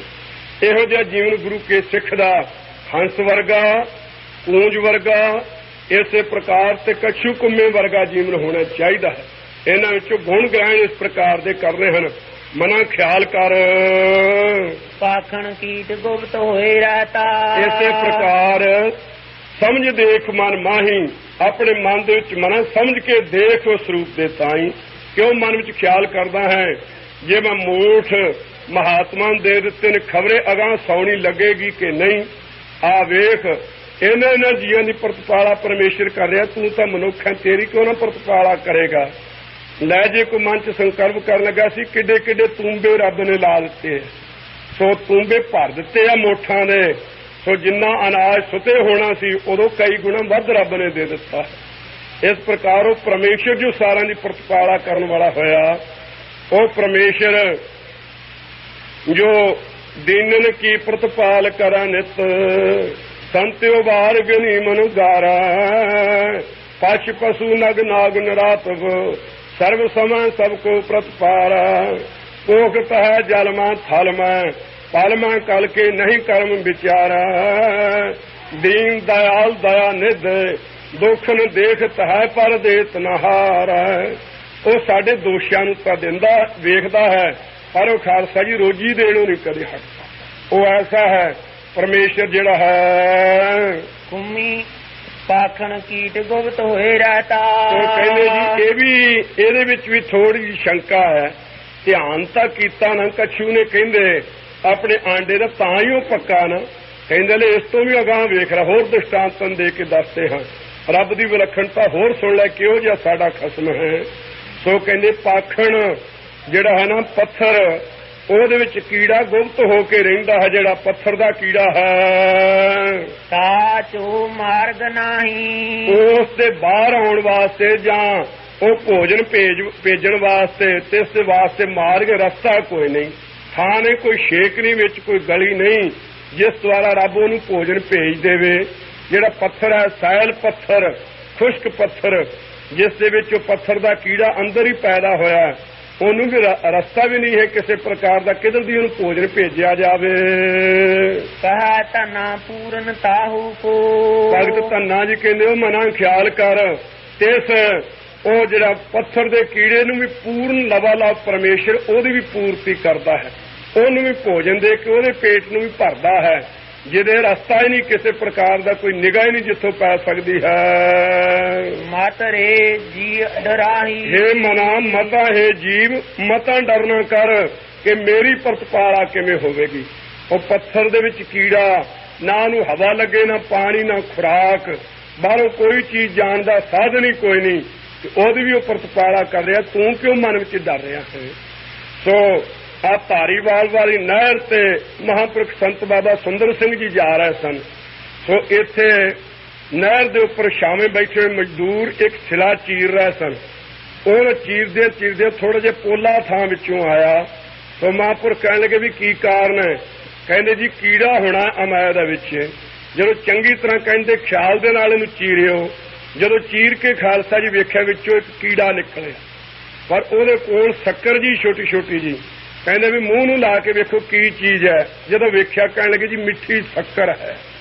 ਸੋ ਖਾਲਸਾ ਜੀ ਪ੍ਰਤੱਖ ਉਸ ਵੇਲੇ ਇਹ ਪੰਕਤੀਆਂ ਮਹਾਂਪੁਰਖਾਂ ਨੇ ਚੇਤੇ ਕਰਕੇ ਕਿਹਾ, ਧੰਨ ਗੁਰੂ ਅਰਜਨ ਸਾਹਿਬ, ਧੰਨ ਤੁਹਾਡੀ ਬਾਣੀ, ਸੈਲ ਪੱਥਰ ਮੈਂ ਜੰਤ ਉਪਾਏ ਤਾਂ ਕਾਰਜ ਆਗਾ ਕਰਤਾ ਹੈ। ਪਹਿਲੇ ਸਾਰਿਆਂ ਦੀ ਰੋਜੀ ਬਣਾ ਕਰਕੇ ਰੱਖੀ ਹੈ। ਸੋ ਰੋਖ ਰੂਹਾਨ ਕੀ ਰੋਜੀ ਨਾ ਟਾਰੈ, ਉਹ ਗੁੱਸੇ ਹੋ ਕਰਕੇ ਰੂਹਾਂ ਦੀ ਰੋਜੀ ਨਹੀਂ ਕਦੇ ਟਾਲਦਾ। ਇੱਕ ਵਾਰੀ ਇਸੇ ਪ੍ਰਕਾਰ ਈਸਾ ਜੀ ਕਹਿਣ ਲੱਗੇ, ਕਹਿੰਦੇ ਜੀ ਮੈਨੂੰ ਹੈ ਖੁਦਾ ਪ੍ਰਬੰਧ ਦਿਓ, ਸੋ ਮੈਨੂੰ ਖੁਰਾਕ ਮੰਤਰੀ ਜਿਵੇਂ ਅੱਜ ਕੱਲ੍ਹ ਦੇ ਨੇ ਮੈਨੂੰ ਵੀ ਬਣਾਓ। ਕਹਿਣ ਲੱਗੇ ਵੀ ਤੂੰ ਸਾਰਿਆਂ ਨੂੰ ਰੋਜੀ ਨਹੀਂ ਦੇ ਸਕੇਗਾ। ਕਹਿੰਦੇ ਨਹੀਂ ਜੀ ਮੈਂ ਦਿਆਂਗਾ ਜ਼ਰੂਰ। ਕਹਿੰਦੇ ਚੰਗਾ।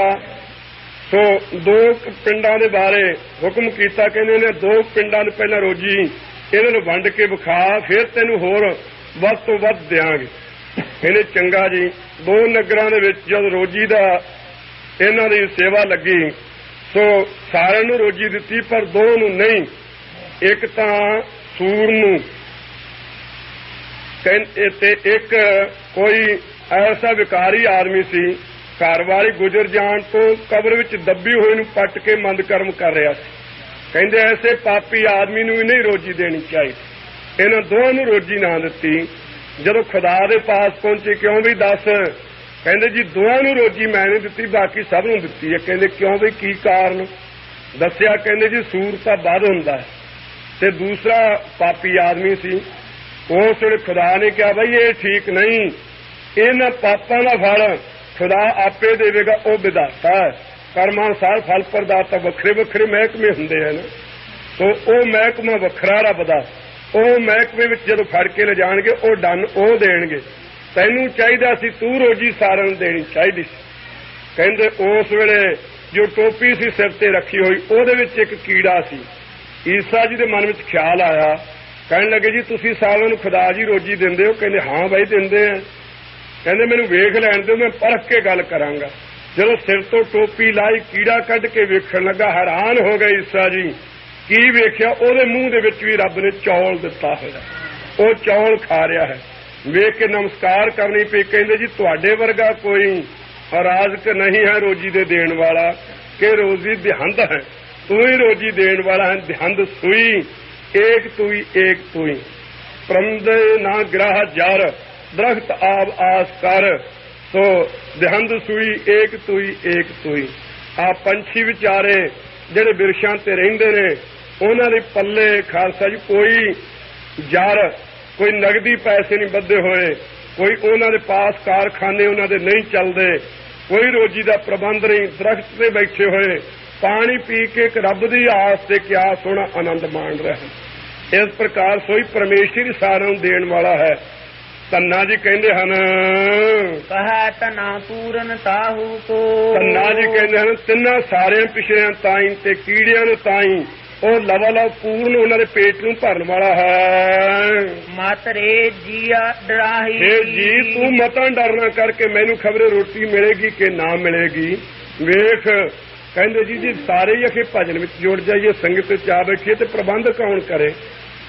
ਮਹਾਰਾਜ ਪਹਿਲੇ ਪਾਤਸ਼ਾਹ ਨੂੰ ਪੁੱਛਣ ਲੱਗੇ, ਸਿੱਧ ਬੜੇ ਚੰਚਲ ਸਨ, ਯਤਨ ਕਰਦੇ ਸੀ ਕਿਵੇਂ ਨਾ ਕਿਵੇਂ ਮਹਾਰਾਜ ਨੂੰ ਅਸੀਂ ਖਬਰੇ ਹਰਾ ਹੀ ਲਵਾਂਗੇ। ਕਹਿੰਦੇ ਜੀ ਤੁਸੀਂ ਕਹਿੰਦੇ ਹੋ ਸੰਗਤ ਵਿੱਚ ਜੁੜ ਕੇ ਭਜਨ ਕਰੀਏ, ਜੇ ਸਾਰੇ ਜੁੜ ਕੇ ਬਹਿ ਗਏ ਤਾਂ ਫਿਰ ਭੁੱਖੇ ਨਾ ਮਰਨਾ ਪਵੇ। ਕਹਿੰਦੇ ਨਹੀਂ, ਜਿਹੋ ਜਿਹਾ ਰੱਬ ਹੈ ਉਹਦੇ ਪ੍ਰਬੰਧ ਵੀ ਉਸੇ ਤਰ੍ਹਾਂ ਦੇ ਵੱਡੇ ਵੱਡੇ ਹੋ ਜਾਂਦੇ ਨੇ। ਫਿਰ ਜੇ ਸਾਰੇ ਭਜਨ ਵਿੱਚ ਜੁੜਨਗੇ ਉਹਦਾ ਪ੍ਰਬੰਧ ਪਤਾ ਕੀ ਹੋਵੇਗਾ। ਕਹਿੰਦੇ ਜੀ ਕੀ? ਕਹਿੰਦੇ ਨਦੀਆਂ ਹੋਵੈ ਧੇਣਵਾ, ਸੁਮ ਹੋਵੈ ਦੁੱਧ ਘੀਓ, ਸਗਲੀ ਧਰਤੀ ਸ਼ੱਕਰ ਹੋਵੈ, ਖੁਸ਼ੀ ਕਰੈ ਨਿਤ ਜੀਓ। ਕਹਿੰਦੇ ਹੁਣ ਤਾਂ ਗਊਆਂ ਨੂੰ ਪੱਠੇ ਪਾ ਕੇ ਫਿਰ ਕਿਤੇ ਉਹਨਾਂ ਥੱਲੇ ਦੁੱਧ ਥੋੜਾ ਬਹੁਤਾ ਚੋਣਾ ਪੈਂਦਾ ਹੈ। ਫਿਰ ਕਹਿੰਦੇ ਅਸੀਂ ਨਦੀਆਂ ਨੂੰ ਵੀ ਗਊਆਂ ਬਣਾ ਦਈਏ, ਪਾਣੀ ਦੀ ਥਾਂ ਤੇ ਦੁੱਧ ਵਗਾ ਦੇਾਂਗੇ। ਸੁਮ ਹੋਵਾ ਦੁੱਧ ਘੀਓ, ਤੇ ਕਹਿੰਦੇ ਸੋਮੇ ਜਿਹੜੇ ਪਾਣੀ ਦੇ ਚੱਲਦੇ ਨੇ ਚਸ਼ਮੇ, ਇਹ ਅਸੀਂ ਘਿਓ ਦੇ ਵਗਾ ਦਈਏ। ਫਿਰ ਹੁਣ ਤਾਂ ਮਸਾ ਕਿਤੇ ਕਮਾਦ ਨੂੰ ਪੀੜ ਕੇ ਵਿੱਚੋਂ ਸ਼ੱਕਰ ਤੇ ਖੰਡ ਕੱਢਦੇ ਯਤਨ ਦੇ ਨਾਲ। ਕਹਿੰਦੇ ਸਗਲੀ ਧਰਤੀ ਸ਼ੱਕਰ ਹੋਗਾ, ਖੁਸ਼ੀ ਕਰਨ ਨਿਤ ਜੀਓ। ਸਾਰੀ ਧਰਤੀ ਨੂੰ ਫਿਰ ਅਸੀਂ ਸ਼ੱਕਰ ਹੀ ਬਣਾ ਦੇਾਂਗੇ, ਮਨ ਪਾਉਂਦੀ ਖਾਓ। ਫਿਰ ਕਹਿੰਦੇ ਸ਼ੱਕਰ ਤੇ ਘਿਓ ਖਾ ਕੇ ਹੀ ਉਹ ਜਾਣੇ ਔਖੇ ਸੁਖਾਲੇ ਹੋ ਕੇ ਸਾਡਾ ਭਜਨ ਕਰਦੇ ਰਹੋ। ਹੁਣ ਤਾਂ ਯਤਨ ਕਰਨਾ ਪੈਂਦਾ, ਨਹੀਂ ਮਿਲਦਾ ਹੈ। ਕਹਿੰਦੇ ਪ੍ਰਬੰਧ ਅਸੀਂ ਐਸਾ ਵੱਡਾ ਕਰ ਦਿਆਂਗੇ। ਸੋ ਉਹ ਪਰਮੇਸ਼ਰ ਸਮਰੱਥ ਹੈ ਖਾਲਸਾ ਜੀ। ਸੋ ਇਹ ਧੰਨਾ ਜੀ ਕਹਿੰਦੇ ਰਹੇ ਜੀਵ ਮਤਾਂ ਡਰੋ ਕਿ ਕੀ ਬਣੇਗਾ, ਕਿਵੇਂ ਸਾਡੀ ਪ੍ਰਤਪਾਲਾ ਹੋਵੇਗੀ। ਉਹ ਸਾਰਿਆਂ ਦੀ ਪ੍ਰਤਪਾਲਾ ਕਰਨ ਵਾਲੇ ਦੀ ਨਿਸ਼ਚਾ ਕਿਹਨੂੰ ਆਇਆ ਸੀ? ਬੀਬੀ ਰਾਜ ਕੌਰ ਨੂੰ। ਬੀਬੀ ਰਾਜ ਕੌਰ ਜਿਹੜੀ ਪੱਟੀ ਵਾਲੇ ਦੁਨੀ ਚੰਦ ਦੀ ਲੜਕੀ ਸੀ। 5 ਪੁੱਤਰੀਆਂ ਵੀ ਇਤਿਹਾਸ ਵਿੱਚ, 7 ਪੁੱਤਰੀਆਂ ਵੀ ਆਉਂਦਾ ਹੈ। ਪੜ੍ਹੀ ਸੀ ਨਾ ਇਹ ਪੰਕਤੀ ਕਿ ਸੋ ਕਰਤਾ ਚਿੰਤਾ ਕਰੇ ਜਿਨ ਉਪਾਇਆ ਜਗ। ਸੋ ਦੂਸਰੀਆਂ ਭੈਣਾਂ ਕਹਿਣ ਲੱਗੀਆਂ ਪਿਓ ਦਾ ਦਿੱਤਾ ਖਾਂਦੀਆਂ। ਕਹਿਣ ਲੱਗੀ ਛੋਟੀ ਅਕਲ ਵਾਲਿਓ ਸਾਡਾ ਪਿਓ ਵੀ ਜਿਹਦਾ ਦਿੱਤਾ ਖਾਂਦਾ, ਮੈਂ ਉਹਦਾ ਦਿੱਤਾ ਖਾਂਦੀ। ਉਹ ਕਹਿਣ ਲੱਗੇ ਨਹੀਂ ਕਿ ਪਿਓ ਦਾ ਦਿੱਤਾ ਖਾਂਦੀਆਂ। ਕਹਿੰਦੇ ਨਹੀਂ ਮੇਰਾ ਪਿਓ ਵੀ ਉਸੇ ਦਾ ਦਿੱਤਾ ਖਾਂਦਾ ਹੈ।